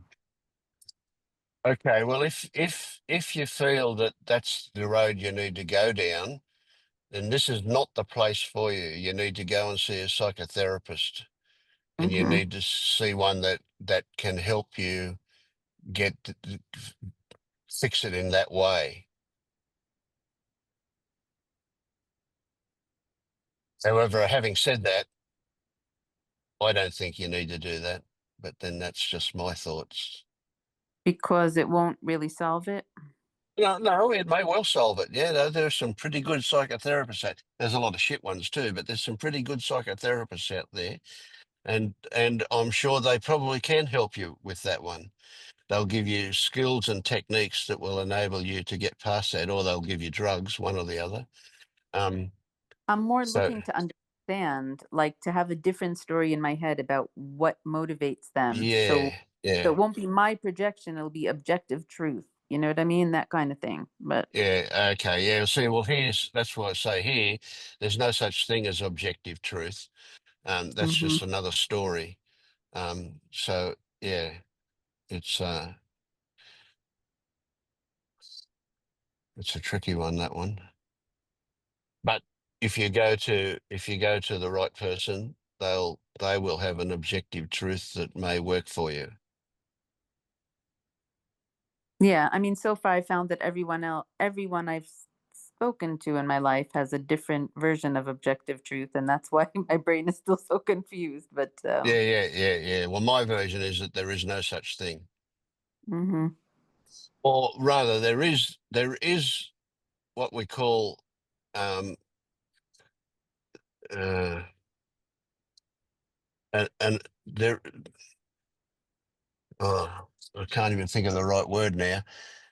The, the absolute, what I call the absolute. I I give credibility to the existence of the absolute, but that's as far as I go. I have no idea what it is, or even if it really exists.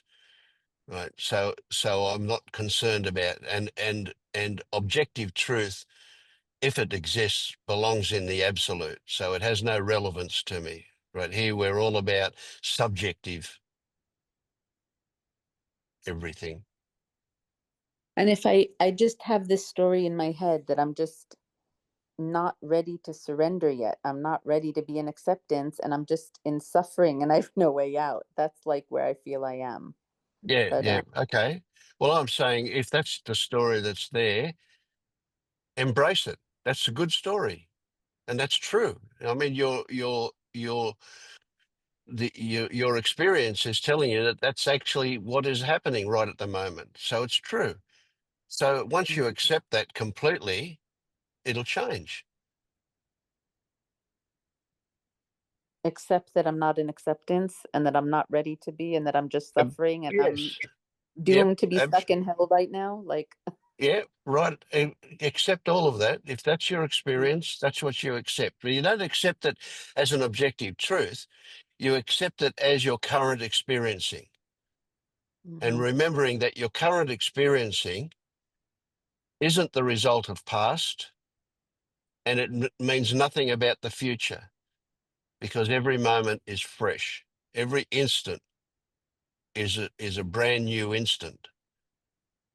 So just because it is the way it is now, and your memory says it is been that way for a long time, mhm. that's just your memory. That's also now just a story. It was only true at the moment it happened, but right now it's a memory, and that memory has no authority over the present or the future.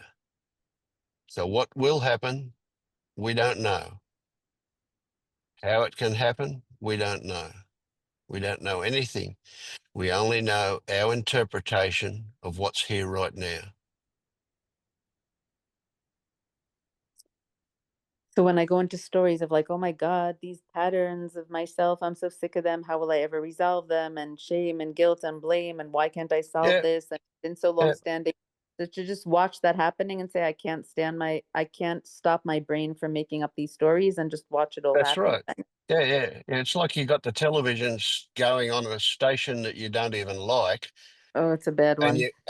you can't turn it off. It's just so Exactly. what you Thank you. yeah. So all you can do is ignore it or sit and watch it. Well, why would you sit and watch it when it's so painful? Just let it keep going in the background and go on with what you've got to do. Wash the dishes and Hmm. chop wood and carry water. Hmm. I wanted to ask one thing. If you do you have a daily practice of something like breath meditation or body scan? I don't have anything, what do you call it? Regiment. Like, I don't have a daily thing that I do. I just in general try to do stuff. I'll take a walk and I'll be like, oh, Vince said this or that, and try to think of this or that, or Mm-hmm. but I don't have daily like I don't have a cushion that I sit on or some such thing. I just try to remember it when I take walks or when I do stuff. I just contemplate this stuff. But Bianca, I appreciate your outburst before, because it allowed me to say, that the fear for me is just an experience of grip of terror. It has nothing to do with intellect, and I appreciate that. So thank you. And Yes, it is very confusing because these thoughts are in my mind and I can't get down to body. mm-hmm. So it seems like it's a mind thing, but it can't be reasoned with. Yeah. But I also say about practice because I know that when I had depression periods and there were thoughts going through my mind, it helped me on.